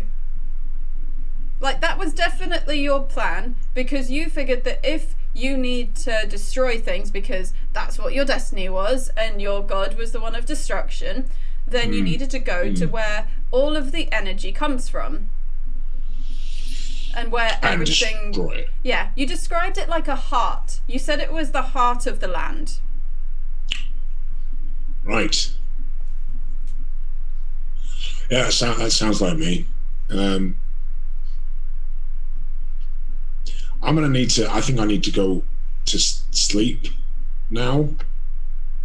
But if you do think of, or I don't know what you do, if you do flick through your pages and you find anything else that you think maybe it might be useful, just don't hesitate to let me know. Oh, so anything that might be useful. Anything that might be useful to me, who wants to destroy everything. Okay.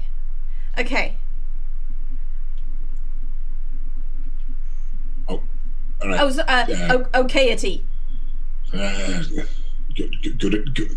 Goodity nick knock. Goodity nick knock. And he's just going to put the book away, and he will not sleep well, and he's going to be thinking quite a lot about Jimmy, actually, because the idea of reincarnation or deincarnation, and who are you, and do you follow the same thing? Are you an infinite banana? He's going to dream of infinite bananas, whether he likes it or not. Do Undergods dream of infinite bananas? Turns out, yes. I'm quite easy on the eyes, mate. I understand. Yeah. He's a very disturbed night's sleep. Okay. Let's cut to... We will... Unless there's anything else anyone wants to do whilst they are on their way to their room. Nope. I mean, cool, because you all have various different things that you're dealing with. So in that case, Celeste and Phoebe. Celeste somewhat looks expectantly at you, having been a little bit quiet. Kind of, we're taking it after Polaris has come through, and Celeste very pointedly doesn't reference it. Well, is there a particular plan of action in terms of how to... I'm not usually one at keeping watch for others, so if there's anything particular I should do say. So usually it's just about staying alert and keeping an eye on any movement. We did have someone tracking us earlier, so keeping an eye out for anyone who looks like they've got an interest in our shoes. Sorry, that's not making any sense.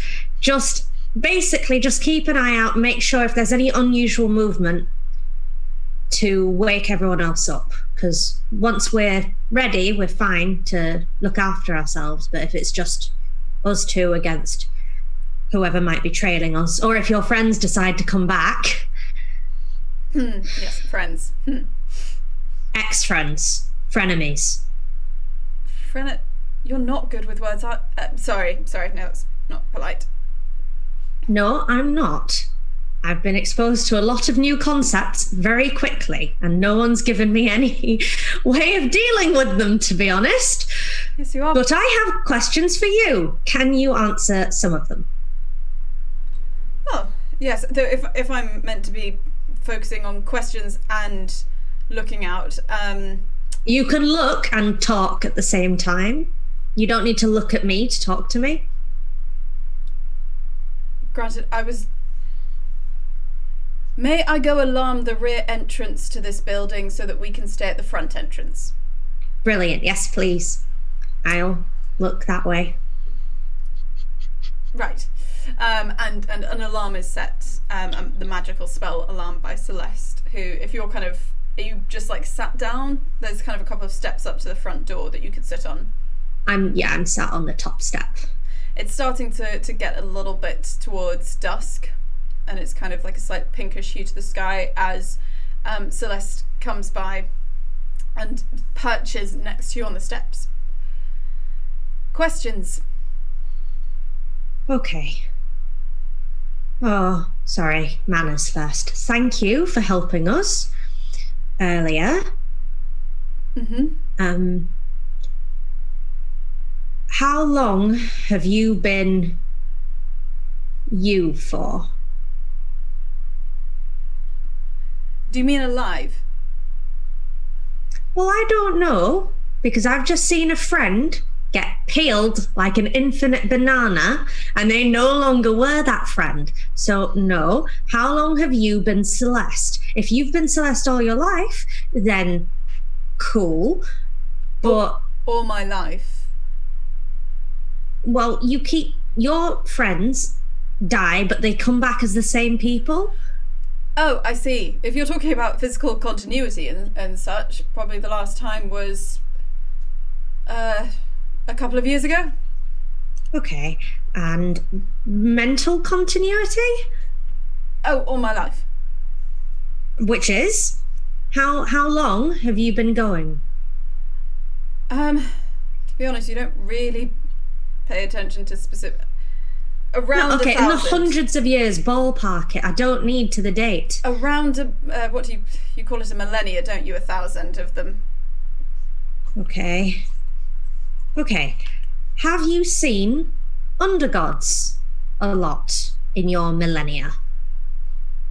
Well, not normally face to face, such as yourself, but yes, I've had contact and I've been aware of you all.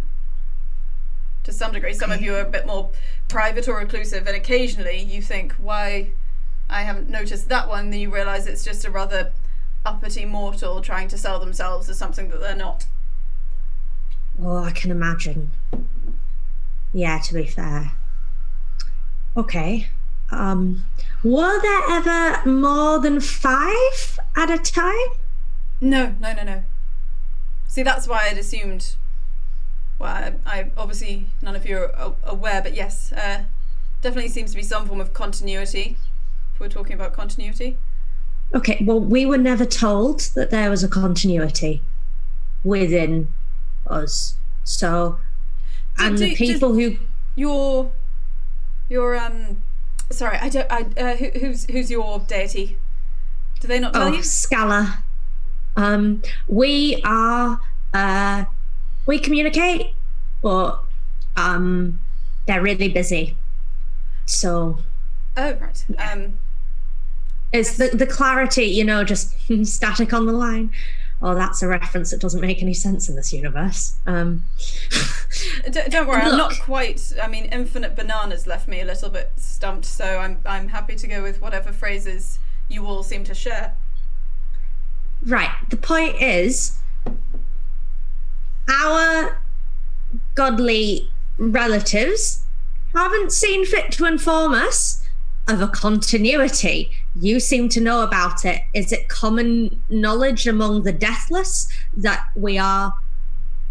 Well, it's probably fair to say that. I mean, after about maybe 500, 600 years or so, I mean, obviously some people live naturally as long as a few hundred. We clocked there was a pattern, and it just was what made the most sense. Did breed minor resentment, obviously, because none of you seem to be aware, which seems like quite a nice scenario to be in. Did you try and make any of us aware before? Oh, what, to tell you? Yeah. I mean, I can imagine if you say there's resentment, that you might want to take some of that blissful ignorance away. To be honest, often we've kept our distance. I mean, mostly spearheaded by Narisha. Right. Okay. Okay. Okay. More pressingly, Adon and Sioeska. Yes. Now we know that they can't be killed because they kill themselves and then come back. Yes. How? You said that it took you a little while to come back between your last physical incarnation. Is there a way of slowing down them coming back? No, I mean, if I've ever said it takes time, I know I said about 2s, but that was the last time that it happened. Oh, okay, sorry. No, it's more about the distance. From? Well, here to the gate. What? Which we gate? always appear in the same. We return to the same place. Which place? The gate, Ewalt's gate. It's not really a common knowledge place, I guess. Okay. And so if they reincarnate isn't really the word. If they revive, it's going to be there. Ewalt's gate. Yes. It always is. Okay. And if they can't, do you have a containment solution? If they want to keep destroying the world? And you don't want them to do that? Yes. No, that is something that I've been pondering, because whilst obviously we managed to destroy Cloudkiller, that feels more just like a postponement. Yeah. They obviously have all the time that they ever need to keep going. I'm not quite sure on that one currently. I'm not sure how you... Because I think I have an idea, but it might be mad. On a day of infinite bananas, it seems completely apt. Okay, so we've got a friend who's a dragon called Ilsmidai, and their brother was sealed forever in an egg by a Medusa. And that isn't death, that's stone. That's being sort of frozen in an egg. Right. Now, I don't know how to do this. I don't know what I'm doing. Okay, but if we find a Medusa who's friendly, or at least trickable, maybe we could put your no longer friends in a stone egg for a bit, and that would give us time to destroy some of the other objects. Again, I guess we keep reincarnating and you never die, so it's a war forever, but we'd have better fortifications. You shouldn't do such a discredit to your ideas. It's not actually beyond the realms of what might work. I mean, obviously an eternal war of protecting statues isn't ideal, but as a containment option, actually it's might be somewhat workable. Okay, so we have a Medusa after us, so we could probably source the Medusa. I know where my dragon friend is, except... Right, okay, so thank you, by the way, for thinking it's a cool idea. Oh my god. Okay, so what we need to do is we need to go grab our dragon friend, who we think is still with the tree. Now, the tree seemed to have been infiltrated. I don't know. Polaris is much better at this. Heck, even Aware's better at this. But... Sorry, not even Aware. That's really rude. Don't worry, I won't tell them. Okay, please, because I think they're cool. Anyway, Right. break out our dragon friend. Find the Medusa. Go to Ewalt's Gate. Contain your friend. Ex-friends. Plan? It definitely sounds like the sketch of one. I mean, they are considerably... They were something of a mess then, but when they're united with Narisha, they are... We will have to see exactly how much damage one Medusa can do. Or how much Multiple can Medusa. Tainment. Medusae? No, irrelevant. But no, it's a very worthwhile thought. We can discuss it with the others once this is all. Do you know who I was before? Did you ever come across another... someone that could have been me? Well, I mean, I've come across Undergods before, but I don't know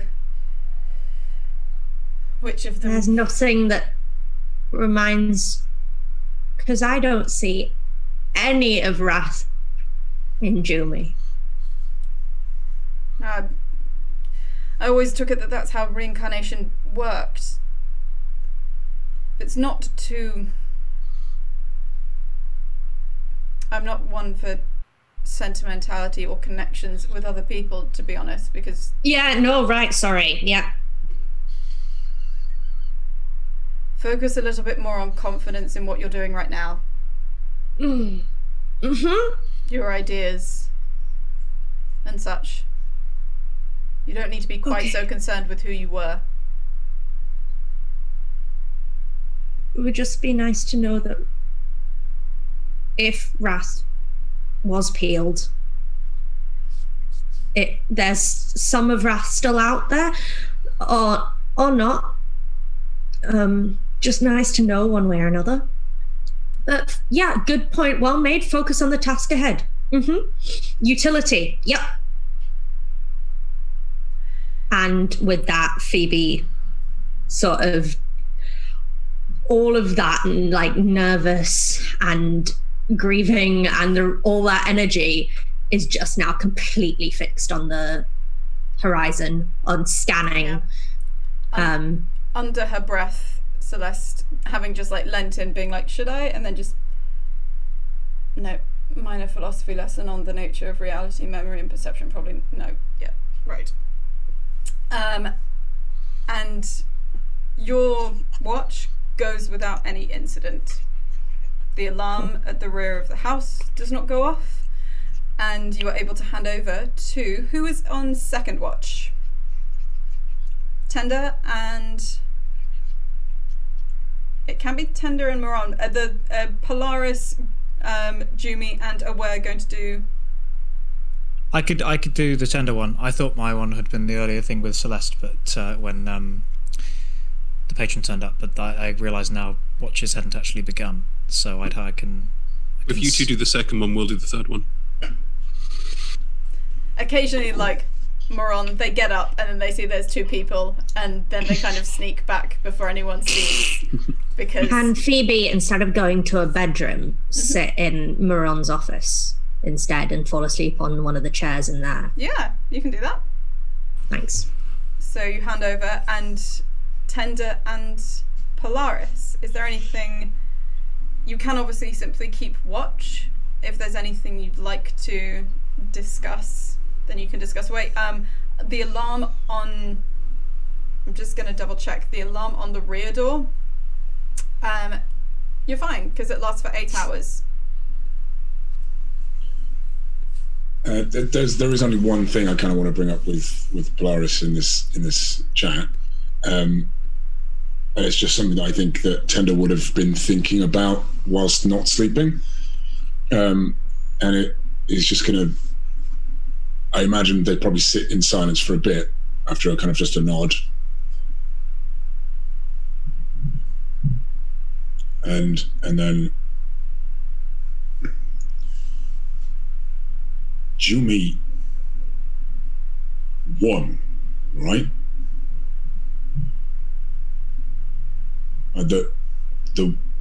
This war, I mean, we're still, if they're from 200 years in the past, and we're here, that means Jimmy won. Aye. Just give me a bit of hope, that's all. I suppose,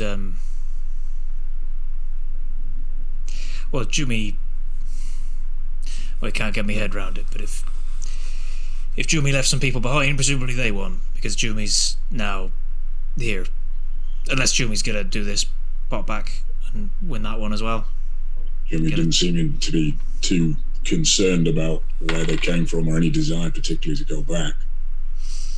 No, said she'd seen it all. Makes me think the whole thing was over. Worth talking to him about, I suppose. Aye.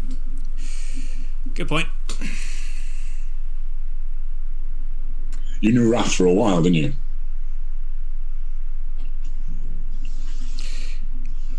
I wouldn't say we went back.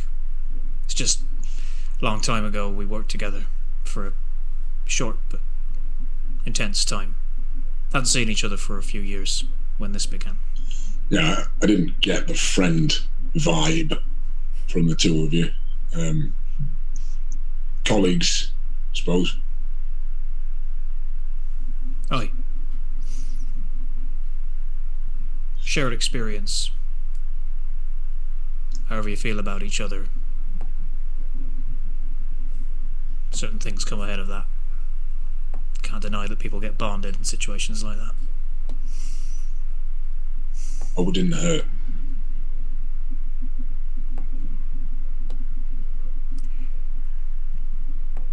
It was being stuck in the bubble. That I didn't like. Yeah, it made it worse. Let's not ever do that again. Let's. Never get inside a bubble. I do not want to be stuck inside a. Yeah.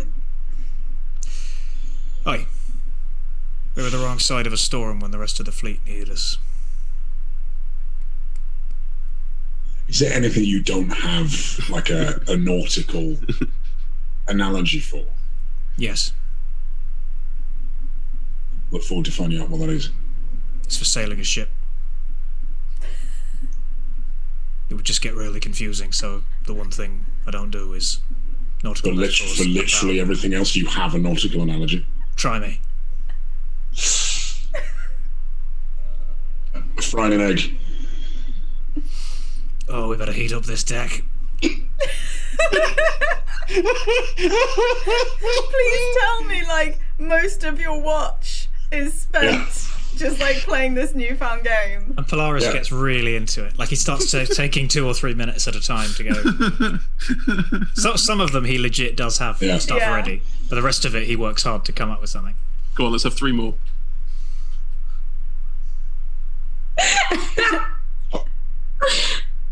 Polishing his shoes too easy. No, I didn't say that one. Everyone knows how to ready your barrels.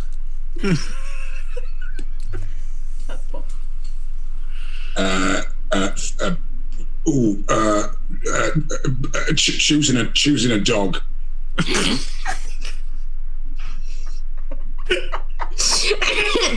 Well, sometimes you just gotta throw some shillings in the trough and give it a shake. Honestly, I don't think I know enough about nautical terms. You haven't spent long enough at sea, sunshine. That's your problem. One more.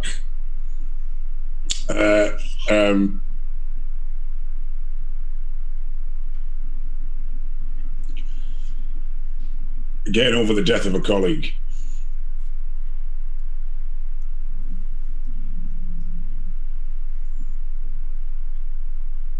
Heading for the horizon.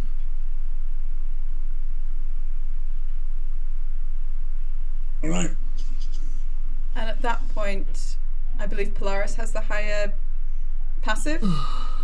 Aye. Watching out, you suddenly see a flurry of movement coming straight towards the house. Oh, badgers. Whoa. It's fine. It's just some. Just some badgers. Did you roll on your D100 table in which all of the options are badgers? Badgers. The flurry of badgers. You say table. it's fine, it's badgers. If you say it's badgers, I am up. Yeah. I am ready. They are not basically done well with badgers. They are going past the house, but they're coming across the front and going round the side. So it's like a Being bit of a chased by a surprise, but snake. they're not trying Oh my to get god, it's a in. snake. It's the first it's the hunt. One of them probably still has like some netting or something around their snout, like running by. But aside from that, your watch goes off without any major event. Right, I think that's us. Anyway, you best start learning more nautical metaphors, Mr. Levankier, because you're in one. And then By the good God, Melody. Oh, Jesus. and I stroll to bed, smiling for the first time that day. I think Tender has a little chuckle as well. Like that was a proper like, you son of a bitch.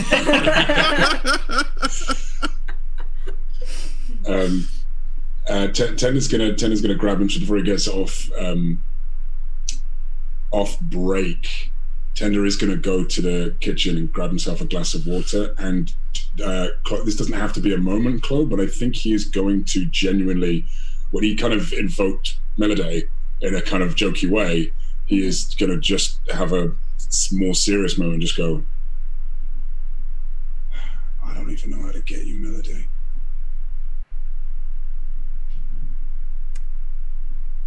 So was that I don't even know how to get you? Yeah.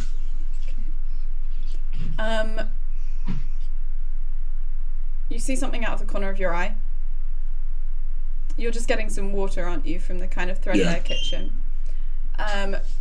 You notice, like, it's just like a little twitch, a little bit of movement, and there is essentially a mug tree with various clay mugs hanging from it, and you see on one of them, and you know what this is, you know it's not just a coincidence, because the way that Melody has always presented to you, because Melody is actually 3 individuals all considered to be one god. There's I believe an elf with kind of rainbow hair, there is a half-orc with kind of like braided hair, and there is also a red dragonborn, and you can see that whilst all of the other mugs have like a very plain pattern, there is a painting on one of them which is of the 3 of them sat in a glade having a picnic. And it's not much, and it might not be everything you want right now, but their presence in your life has always been just in the background. Never really the kind of direct contact that, say, Rath or Polaris have been shown to have. But you see the little flicker, and you see the little painting. I swear I am going to let the others go and watch for a sec, but I'm just going to take the mug, put it down on the counter, and just go, are there still bits left behind? And then I'm going to push the mug off the counter without any force and see if it breaks. For Chloe, he's asking. Are there any bits asking, left behind? Does that mean are there bits of my previous reincarnated forms left behind? Yeah, he's worried that he is the god of destruction, or that there's like he's been tainted somehow by that, whilst also thinking about Jimmy and what that means and Rath and you know. The mug falls. It doesn't smash. It just falls on the opposite side, where there's a parallel image of you, Cal, and Len also having a picnic together. He picks up the mug and fills it with water and takes it up back to bed. Yeah. So we're on to Aware and Jumi. So as Aware is coming on to, because I'm going to guess that somebody has told Aware that it is their shift. Yeah, especially with like kind of Polaris and such, like in the former watch, like you've also done a little bit of this before. Yeah, because it is Polaris' job to wake Aware up and tell them that that is 100% what has always happened. In that case, as Aware is going down to shift, it would be, please tell me you have somehow figured something out in the last 6 hours. Laris?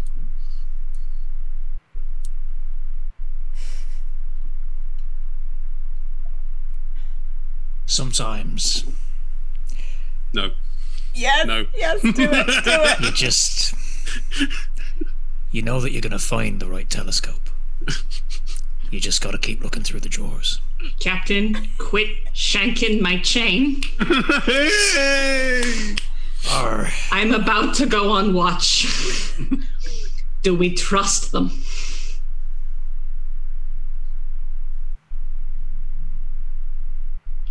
Aye. Thank you. Watch out for badgers. And there's going to be a quick, the facial expression, is that one of the nautical ones? Go back downstairs. No, it's no badgers at sea, you idiot. Like Aware knows. Any badgers? Sure. They've all got to be internally consistent, otherwise what's the point? And we'll go on watch. Cool.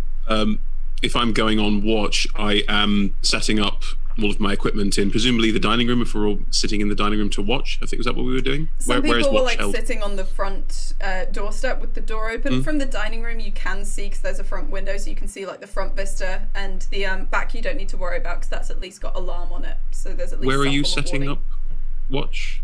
Aware?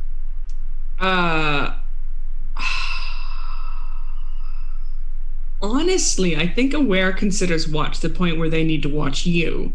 So if you have a definite place where you're going, Aware would be there with you. If you're sort of in the room and I assume you're doing the watch stuff, then I'd take the alchemical setup for the tea that I had in the other room and move it through into the dining room, and then add more stuff to it. So I'm putting out a whole bunch of alchemical equipment, and I start just mixing a whole bunch of potions, which is how I prep spells. So yeah, I thought you were going to say you were going to set out a cream tea for a minute, and I got really excited.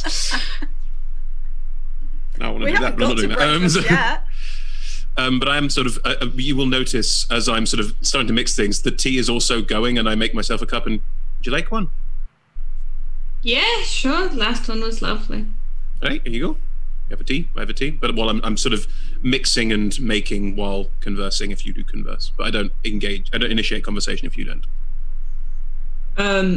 So can I roll a quick history check on when my people went into hiding? Sure. So that is 25. Are you trying to figure that out in relation to Jumi's timeline? Yeah.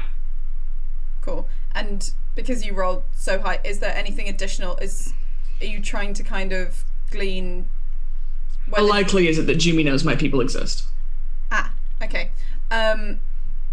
Your people went into hiding probably around 300, 400 years ago. Mm-hmm. Jumi has said that she's seen everything.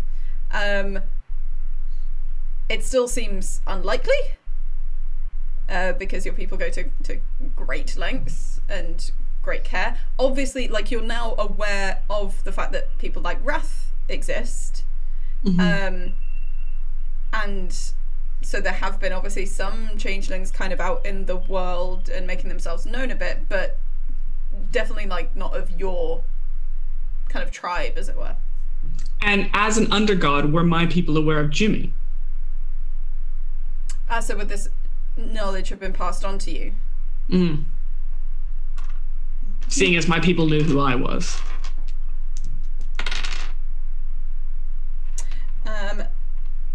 You haven't heard anything. Okay. But then it's also not a case of you've heard about the big long list of undergods and conspicuously not Jumi. This hasn't been mentioned. Yeah. Fair. So no, I think Aware will like immediately initiate conversation. Is very interested in who Jimmy is. And we'll start with. So you were a traveler. Oh, I've been around. I mean, you said more than around. You said that everything was boring 200 years ago because you knew so much and you've been so many places. Well, it's the funny thing about living for such a long time is that you do eventually just end up feeling like you've been everywhere. And I have been basically everywhere, like most of the islands, most of the offshoots. Didn't ever try to travel too far, like off the island, because, nothing there. But to a certain extent, I did try to sort of move around a bit and get to know people. I like people. Nice to meet people. I've got so many questions, but I'm quite aware that I'm sort of a interloper. It's been made clear. So I was going to wait till the big morning conversation to do all of the what the hell's going on conversations. So in the meantime, just focusing on this. No, go ahead and lope. What do you want to know? What are you doing? What am I doing, or is everybody doing? What are you, all of you? What is all you doing? Because I got a vague sense from your friend that it was threatening the whole place, and it's clearly a big problem. But I don't know, who do you work for? Well, see, that's the $100 question, isn't it? Right. We don't know who we work for no more. Used to work for people called the Tree. Tree turned out not to be so good. Right. How is Xana? Oh, you want to know Xana? Huh? Who's in charge now? Ah, gosh, you're asking me names now, DM. Half seems to be ostensibly in charge, but Narisha also seems to be comparatively high up. Yeah, but I now know that the Narisha is not Narisha, so I probably wouldn't call that name, particularly considering I'm canny enough to know my history to that extent. Person called Rath. Oh, I don't know them. No, I don't think they're old enough. Speaking of which, how old are you? Oh, I'm about. Oh, it's a bit rude to ask, Well, yeah, right. But I'm asking. All right, look, if you have to know, slightly over 400, but don't tell anybody. You look good. Very kind. So do you, but I mean, you know that. You dress like that, you must be aware. I am at that. For fuck's sake, because they're 20, I'll do it. It drops. Darla drops, and it's grey. All right. You're one of them. Cool. Nonplussed. You met a lot of my people. A couple. Oh, wait, I don't have to do that anymore. Oh, thank Christ.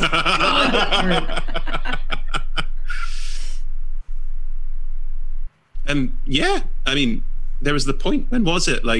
From my perspective, we're talking a couple hundred years, I think. So when you all decided to not be around anymore. Yeah.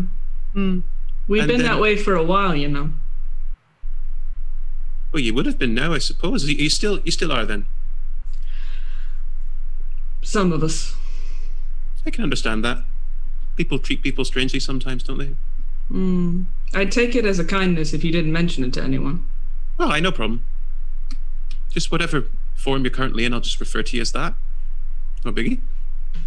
Very kind. Why the pirate thing? Is it because... Polaris. People ask fewer questions. If I assumed you're in the same crew, yeah. See, there you go. This is how it works. It's a good trick. Worked really well. Thank you. I did not try and second guess it.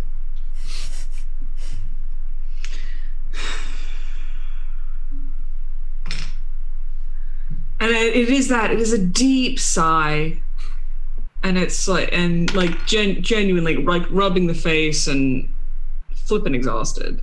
You're right. Who do you talk to when you don't talk to anybody? Now that is a loaded question, because it's a question you ask somebody. I'm right here, fire away. We don't know who we work for. All we know is that the people that you fought, defeated, are dead, are alive, are not great people. And they're doing things we don't want them to do. Do we know how to stop them? No, we do not. And now we got you. Right. So what do we do with you? Well, there's a lot you have to unpack there.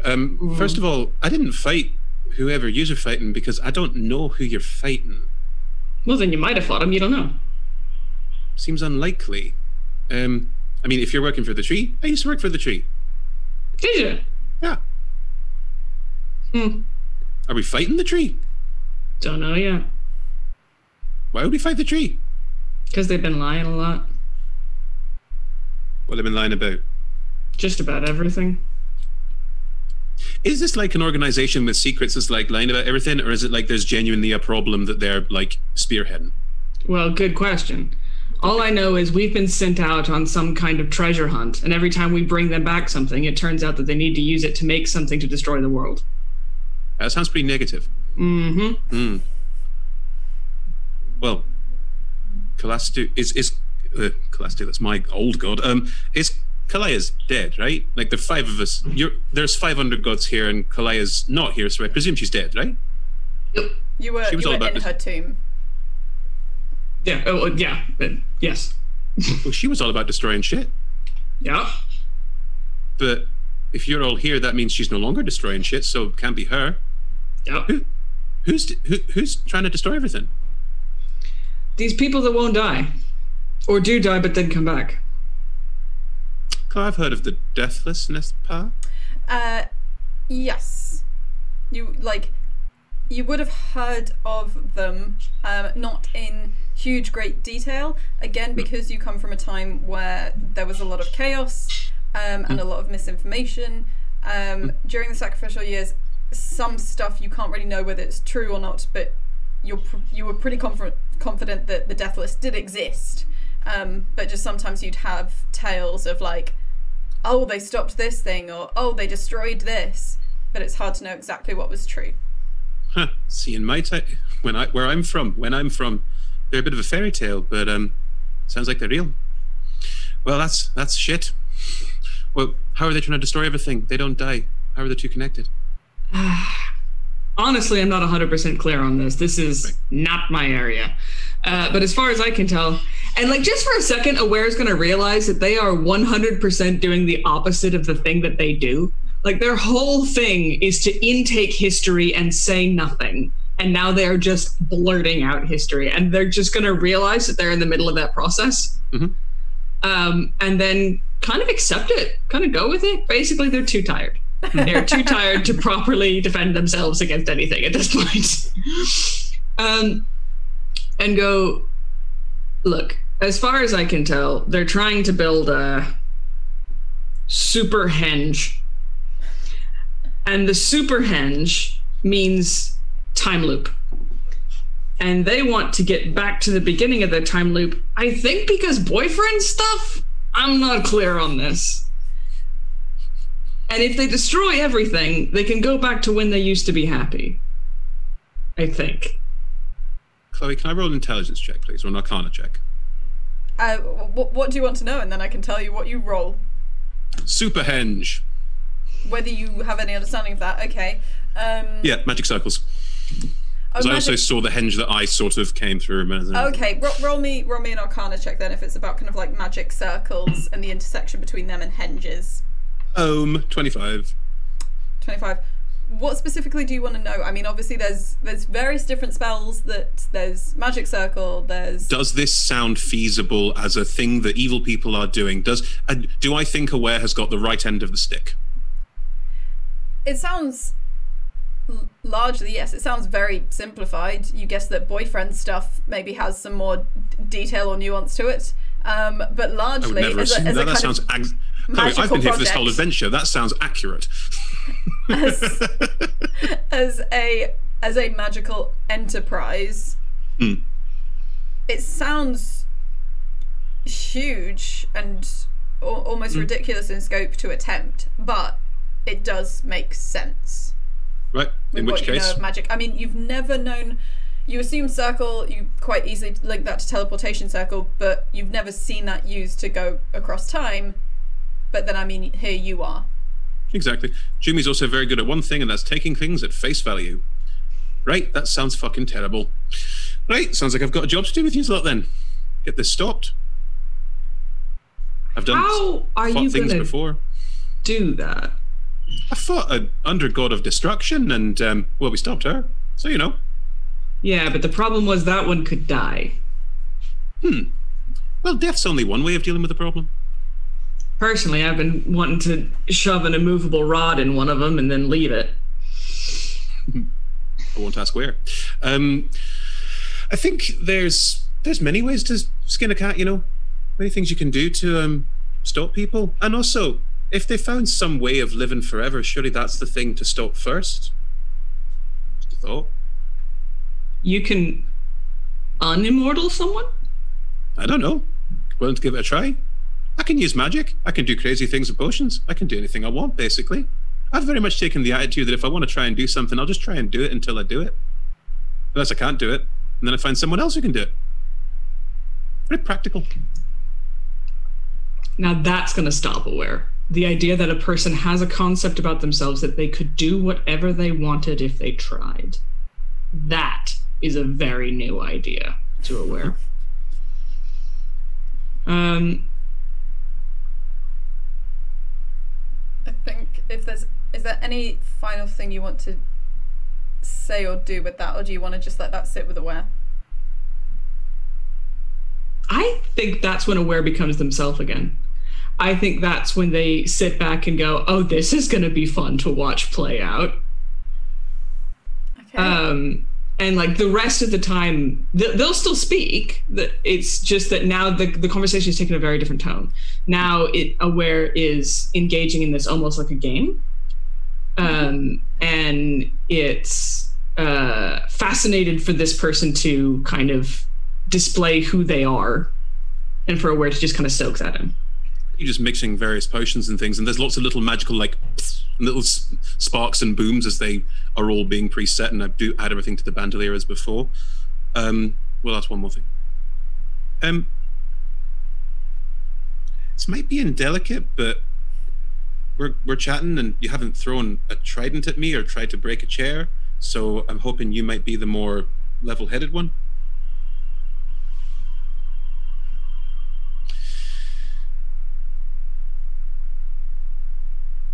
This person I replaced, I don't want to pry, and I don't want to apologize for something I had no control over, but tell me about them. Who are they to you?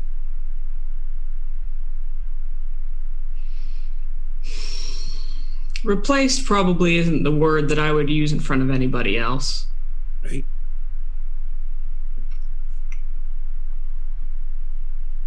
Rath tried hard. They didn't get it right a lot of the time, but they tried hard. That's all any of us are doing. And it's about that point, dawn has just broken.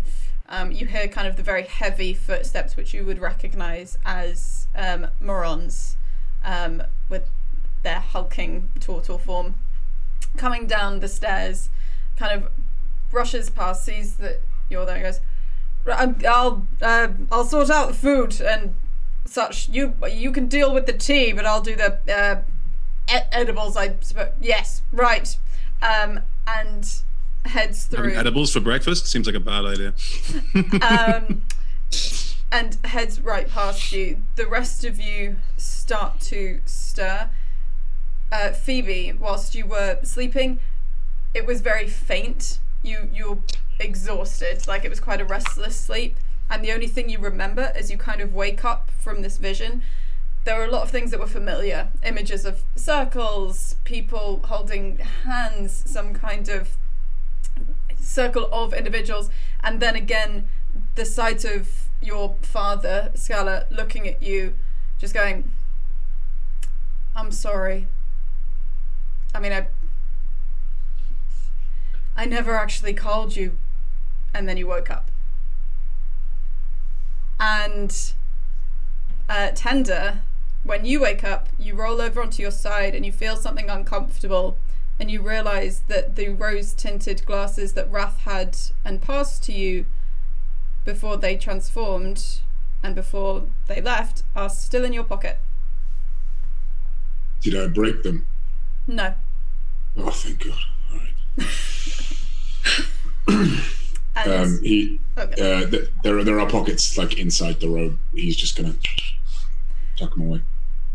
And you can hear like bits and pieces of movement from downstairs.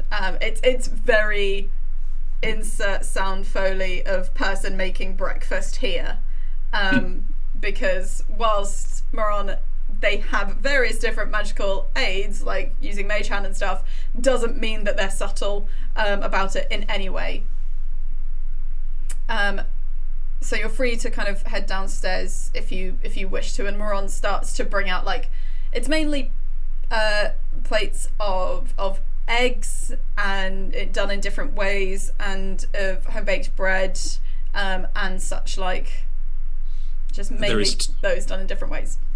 There is tea again for everyone. This has more of a zesty morning quality, the kind of smell you would associate with action or doing. And the Aware is still grey. Oh, in which case Phoebe walks in, sees Aware is grey, and goes,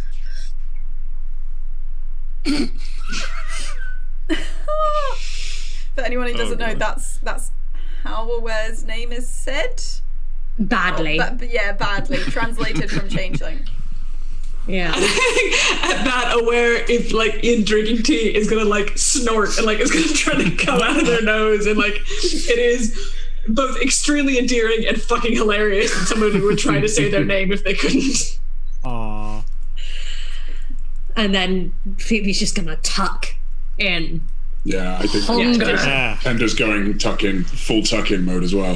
I think there's a weird kind of, after all of the thinking last night and then a bit of sleep, I think there is that weird, and also the talk of Horizon. There is a real kind of just like, right, on we go. Yeah, breakfast. There's also that slight kind of psychological break of you wake up and you breathe in like some fresh forest air, and there's at the very least, even if it's like a very paper thin one, there is that divide between today and yesterday when you wake up. Moron will just keep providing food for as long as people keep eating, because it's been very long since they've had this kind of contact with people and they don't really know, they can't estimate. And Celeste is also kind of just quite daintily eating alongside you all. As while tucking into a plate of eggs, I think Tender is going to talk to Polaris and just be like, talk of Horizon and all that. I think I've got something approaching, potentially a plan, maybe. I don't know. Oh, me too. Multiple plans. All right, that's good, because I haven't got the foggiest idea of a course for us. So, what do we reckon? Well, if I can just point to points on the map, and then we'll kind of try and chart something. Don't try to do Celeste, what do you know about Ewald's Gate? Oh, Ewald's Gate. Yeah, the Ewald Gate. What do you mean?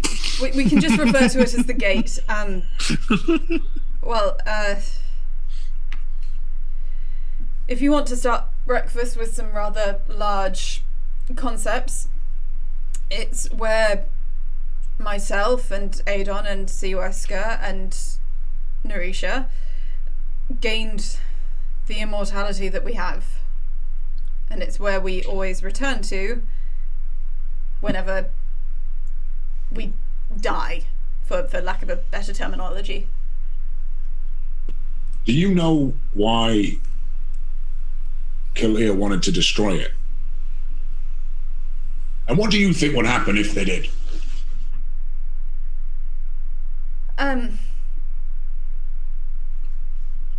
Well, yes, I should imagine that would have an impact on said immortality. I'm not quite sure how you destroy a place. We can. Oh, yeah. No fear. Oi. Again, snorts. Tea comes out the nose. Like, Burn it with fire? Oh, really? Some good mortars. Would be hard to burn as it is already on fire. All right. Well, so Kalia wanted to destroy it. Kalia, not a good egg from all I can tell. Jummy can be. Ice fucking bitch. Right. So. Sorry, I couldn't resist. So we're saying that now. Let's see. I don't know how. I don't know where the language barrier is for. I mean, I've been working hard to clean up my salty sea dog cup. Oh, I'm sorry. That's where the bar is. Maybe not in front of Phoebe, all right, Jimmy? Phoebe, I said the F word earlier. It's fine. So Aware's going to reach out, pat Marin on the back of the shell, and go, "These are good eggs, though. These are really... Thank you. Thank you so much. Maybe stop now. That's a lot of eggs. Oh. You're good." Lovely. Take the weight off and just... we are just one basket after all. When did you say the F word? We are just one basket after all. Wait. When did you say the F word, Phoebe? When our friend died. I'd say that's pretty legitimate. See, that's the right time to use it. Sometime after she set the horses on fire. That did happen. Set horses on fire.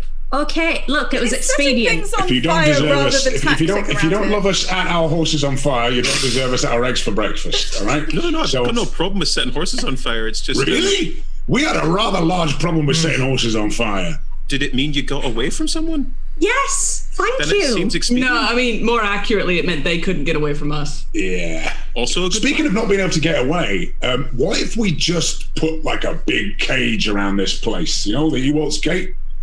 If we were able to somehow, because we've been chasing our tails. We're off the eggs on fire now. We're back to discussing. I was struggling to follow. Listen, sometimes you have to take a little bit of a detour from the charted course, but who knows what kind of fish you might dredge up in those corally reefs. What on earth is happening? You've gone straight into fisherman.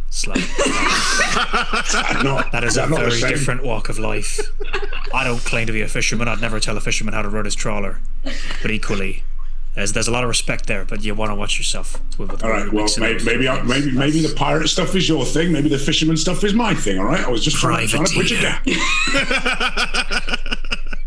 So your plan is a big cage round the gate. And let's hear your plan, Phoebe. Does it involve setting any more horses on fire? Could I propose that... I'm sorry, I don't know. I've never been to Ewald's Gate, but presumably it's a thing? Lake of Fire, I suppose, would be the best. Right. So, lakes can be drained, lakes can be dammed, lakes can be... all sorts, really. We'll find a way. Alternatively, Celeste and I spoke last night. Yes. And Celeste is going to tell you the plan. No, I'm not. You are. Celeste not like Phoebe, I want to hear your plan. I was being... feel free to roll insight on what Celeste has just done, because I know that she's been a bit antagonistic at times, but this is not just... No, I'm not going to say anything. Okay, 23. It's your idea. She thinks it's good, and you need to tell people it. Beans. You've forgotten the plan, haven't you? No. Please give me some credit, Chris. Hang on, she wants beans. No. Left in the salt cellar. It's fine. They're behind the bread. I was told I'd be hearing about a plan. Okay, so the plan is we have a lot of moving parts. We have people who cannot be held because they can kill themselves and resurrect.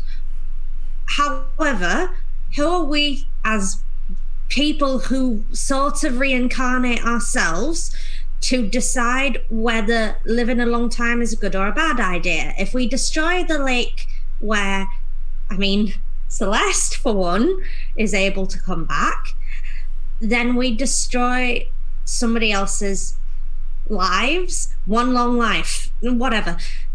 So the thing is, we've got... And Phoebe takes a really deep breath and basically looks at Maron, who for all of his bluster is quite good at explaining things, and sits back sort of trying to copy their posture, They are And- also currently smoking a pipe, which is a big part of just like their general posture and. Yeah, so Phoebe doesn't have a pipe, but Phoebe does have a mug of the tea, the very zingy tea, and goes, okay, we have several people after us, but I think we can use that to our advantage. Now, caging a place is difficult. However, we could contain these undead, deathless entities, and we can do that by helping our friends. Remember Ilsmedai and Ilsmedai's brother? Ilsmedai's brother's not dead. Ilsmedai's brother is turned to stone by that Medusa. Now, if we can figure out a way to get Ilsmedai's brother out, we can definitely figure out a way to get these two looks at Tender was going to say a bad word, decides not to say the bad word. These two pains in. Alternatively, we could just turn them to stone. I think we'll need more than one Medusa, but luckily, we've got one after us already. So, plan is, go get Ilsmedai and Ilsmedai's brother. Contact the Medusa, tell them showdown at the gate. Intercept the Deathless people at the gate. Buy us more time, and quite frankly, Celeste has ages and ages of one life to live, to think of a way of at least making this war of attrition not quite as urgent. You don't necessarily need a Medusa to make people turn to stone. I kind of do it, but there are spells that let you turn people to stone as well. Are there creatures that let make people stone by breathing on them or looking at them and stuff like that? Well, I don't know. Do you have any other such individuals or spells currently chasing you? Not that No. I'm aware of. But there's a very powerful spellcaster in this room. Celeste and Moron just look at each other, going, "Which one of us is she talking of? Can't tell which one of us she's talking about." Either one. Could either of you do it? I'm just checking.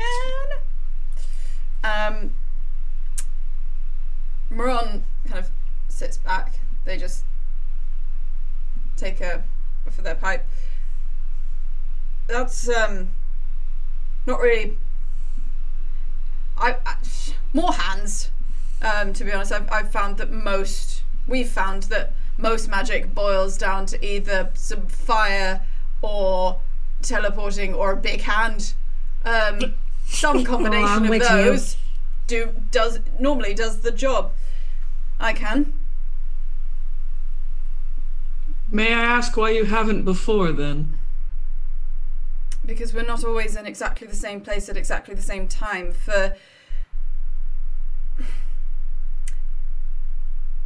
They are aware that they have strength in numbers.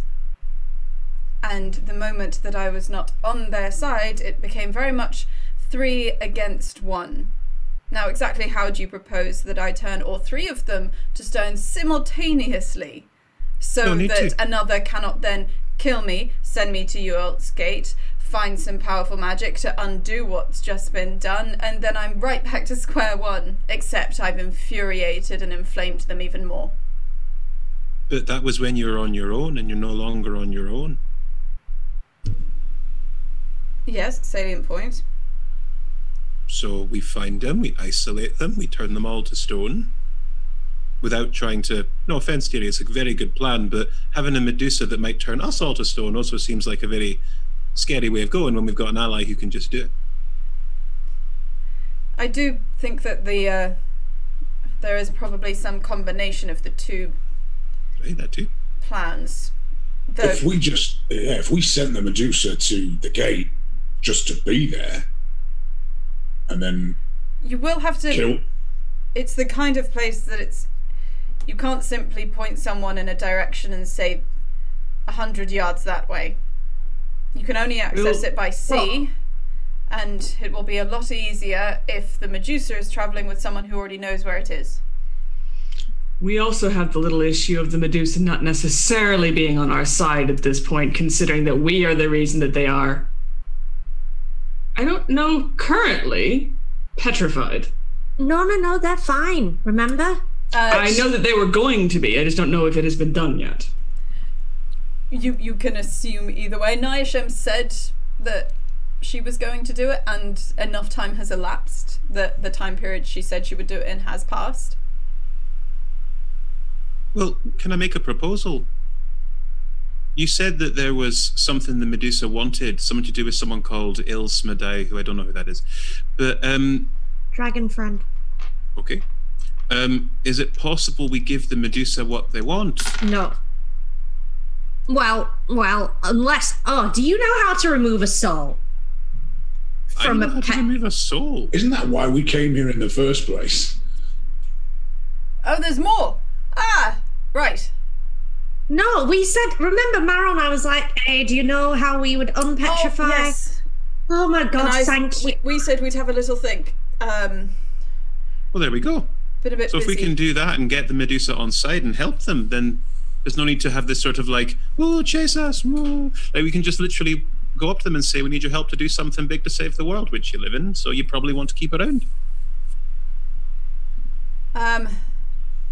Right. Well, we've got an idea. It's a little bit difficult, though. Would involve... See, we don't really know much about extracting souls from things. But, if there were still a circle where things could go back in time, the item could go back in time to a point where the souls were no longer in case. That would involve either finding a functioning practice circle or reconstructing the destroyed one downstairs. We've got one that's partially stopped. What do you mean? We. Well, remember our first henge? Who could forget? We burnt it. Yeah, the first one was the wood one that we burnt. The second one, the rock one, has The rock it's still there. Yeah, the rock one's still The there. second one is working. part of the larger circle. Oh, I see. Right, that sounds like a dead end. Celeste, could you rebuild the one that's broken downstairs? I'd need a very powerful magic... You have to have a very powerful magical item to power such a thing. And that heart of beasts wouldn't be powerful enough. Wait, isn't that the thing that you want to... Yeah, could you power it and then put it in? Or is it sort of like you burn it up when you use it? I don't know how this works. Like putting a battery inside a Battery? thing. I think that's having your cake and eating it too. Yeah, Yes, all right. Okay, well... Putting a cake inside Are you a saying pie. for Phoebe's Are you still really hungry? rather innovative plan to work? I'm actually feeling I could again. Yeah. Could I get more eggs, Maron? Maron goes and does that. I'm still listening. Carry on. Are you saying that for Phoebe's plan to work, and I like the sound of it, it's innovative, and I don't think they'd be expecting it. Well done, Phoebe. But you're saying Phoebe is fucking overcome. Just that moment of like, casual. yes, I do not feel like the person who burnt the horses. I feel That's like the a old smart story, person. guys. You're saying that in order for it to work, we'd need to be rebuilding this henge. In order to do that, we'd need to get hold of a very powerful magical item. But you're not too fussy about what kind of magical item it is. No, provided it's powerful. Exactly what precisely are you sailing towards? Let's take it now. Is this going round? Everyone. I'm I may trying to- know some people. I may know some people with some experience of looking for very, very valuable things and getting hold of them. Who's that? Right. my God. I tip my hat to Jumi as like a. All right. And how quickly do you think you could get in touch and do this? Obviously, any time we can cut down on. The myself and the others have time. Us as a group do not. Well, we have people here who can put me in touch with them, I believe, or magic. Question would be how quickly we can come to sea somewhere with the coast, which ain't usually hard on this little patch of land we call it home. But they could get underway, and then we could meet them somewhere. We need to collect Ilsmedai, though, from the tree. So I think, Tender, you've got the best. You seem the most honest of us all. Maybe going, we found a way to, I don't know, talking to the tree and going, oh, can you believe we need the dragon for something? And talking your way through. It's not exactly my strength. You want me to lie to the tree? Hold on a sec. What's the problem with the tree?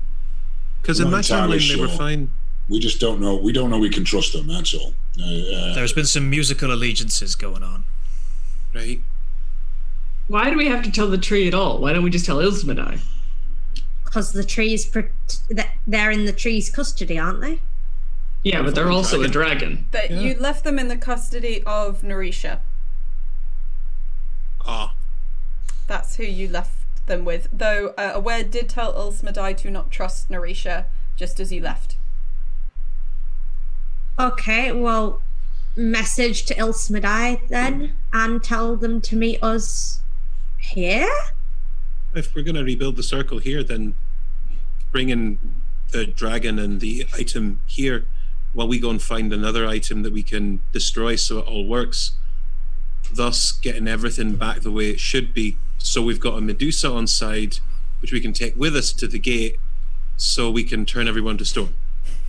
That's the plan, right? Just checking. It's quite complicated. Oh, it sounds really convoluted when you put it like that. No, not at all. I mean, if Celeste here can turn someone into stone already... Yes. And if we got the Medusa as well... Two people with one stone? Nice. I have no concept of what that means. Is it not nautical? Oh, it's the same thing as like two seagulls with one stone. Oh, two seagulls with one stone. Oh, yeah. Two fish with one line. Again, Means a fisherman. No, sorry. That sounds like a plan that if it does end up being too complex, we can just, if necessary, if it becomes like it's not going to work or there's too many pieces, we could just give up, go with Celeste to Ewald's Gate, and then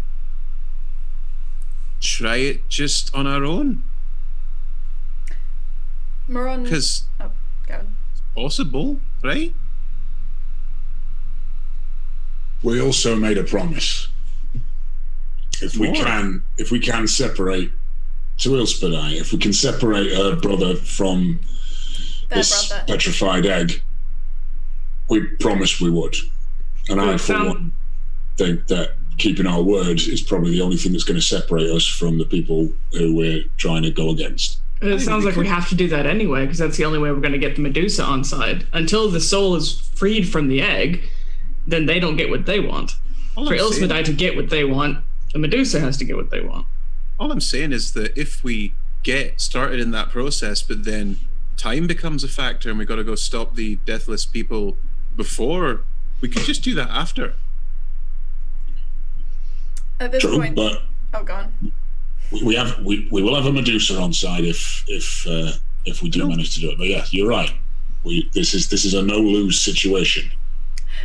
Moron walks in, puts the final plate of eggs down, and they kind of sit down. Right, so I was listening. So what I've ascertained is you're going to get in touch with the dragon, make sure the dragon's aware of the plan, brings the egg, heart, rock, soul thingy, and then you're going to also travel somewhere because you know people or something who can find objects, and then you're going to find an object, and we can rebuild the circle that bit dangerous, but I'm sure we'll be fine the second time around. We're going to rebuild the circle, get the soul out of there, so this Medusa who is chasing you will be on side. Then we go to the gate with the Medusa, probably may as well take the dragon as well, more the merrier. And then you've got people to turn them into stone, and you can stop this entire thing. Right, well, I suppose my first question about that is how are you going to be able to get in touch with these people that you need to meet up with who are going to take us to find things? And at this point, there's like a very hesitant, awkward knock at the front door. And kind of, again, leaning in very awkwardly and trying predominantly to catch Polaris's eye, there is this flurry of leaves just going, sorry, she insisted I reply. The fuck is that? Should I come in or not? That talking leaves. Come in. That'll be the friend of the friend that you peeled. Right. Hold on. You do messages? Oi. Well, normally I do a bit more, but that seems to be a bit my exclusive area at the moment. And she just wanted to let you know that she is okay and the ship is okay. And she said you would understand. It's some kind of a saying or some such. She said she hoped you were making sure you weren't dropping your telescope and were still looking to the horizon. And if you're all cool with that, that is where we will leave it for this week. On a very wholesome, emotional episode of Undergods. Thank you so much, everyone who has been watching. A lot of like emotional heavy lifting there. But the team has a plan. And they're gonna do stuff. It's gonna be awesome. More than we've ever done. I know. We have The amount of never had a plan. team building and team planning is amazing. We do this every month. The afternoon of the first Tuesday of every month, we stream Undergods on this channel. So please do join us next month as well for the next installment, because we're starting to get a little bit closer to whatever kind of bizarre endgame that we have here with these people. Additionally, Adventurers Wanted does other things. We have a weekly Monday stream on this channel and also on twitch.tv/D&D, which is DM'd by Chris.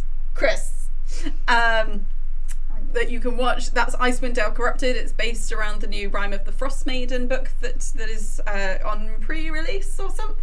Pre-order. Yep. Pre-order. So do check that out, and also like follow us on Twitter at Adventurers250. Also, we're Adventurers Wanted everywhere else, on Facebook, on YouTube, where you can see all the old episodes of Undergods if you're new and you wanted to catch up, and also videos of all of our past streams, loads of different campaigns, and a few non-D&D systems as well thrown in there. Also, if you wanted to support us, there's a few ways of doing that. Watch our streams, share info on social media. If you think there's someone who'd enjoy this kind of stuff, then let them know. And we also do have a Patreon, which is patreon.com/Adventurers Wanted. And there you can get rewards like blogs and stuff about how we write and how we plan and how we DM. Content like these games as runnable modules and such like. I mean, the notes for this one are let the party talk, but some of them are much more like kind of with homebrewed monsters and mechanics and things like that. So do check that out if you are able to support us, because that's amazing.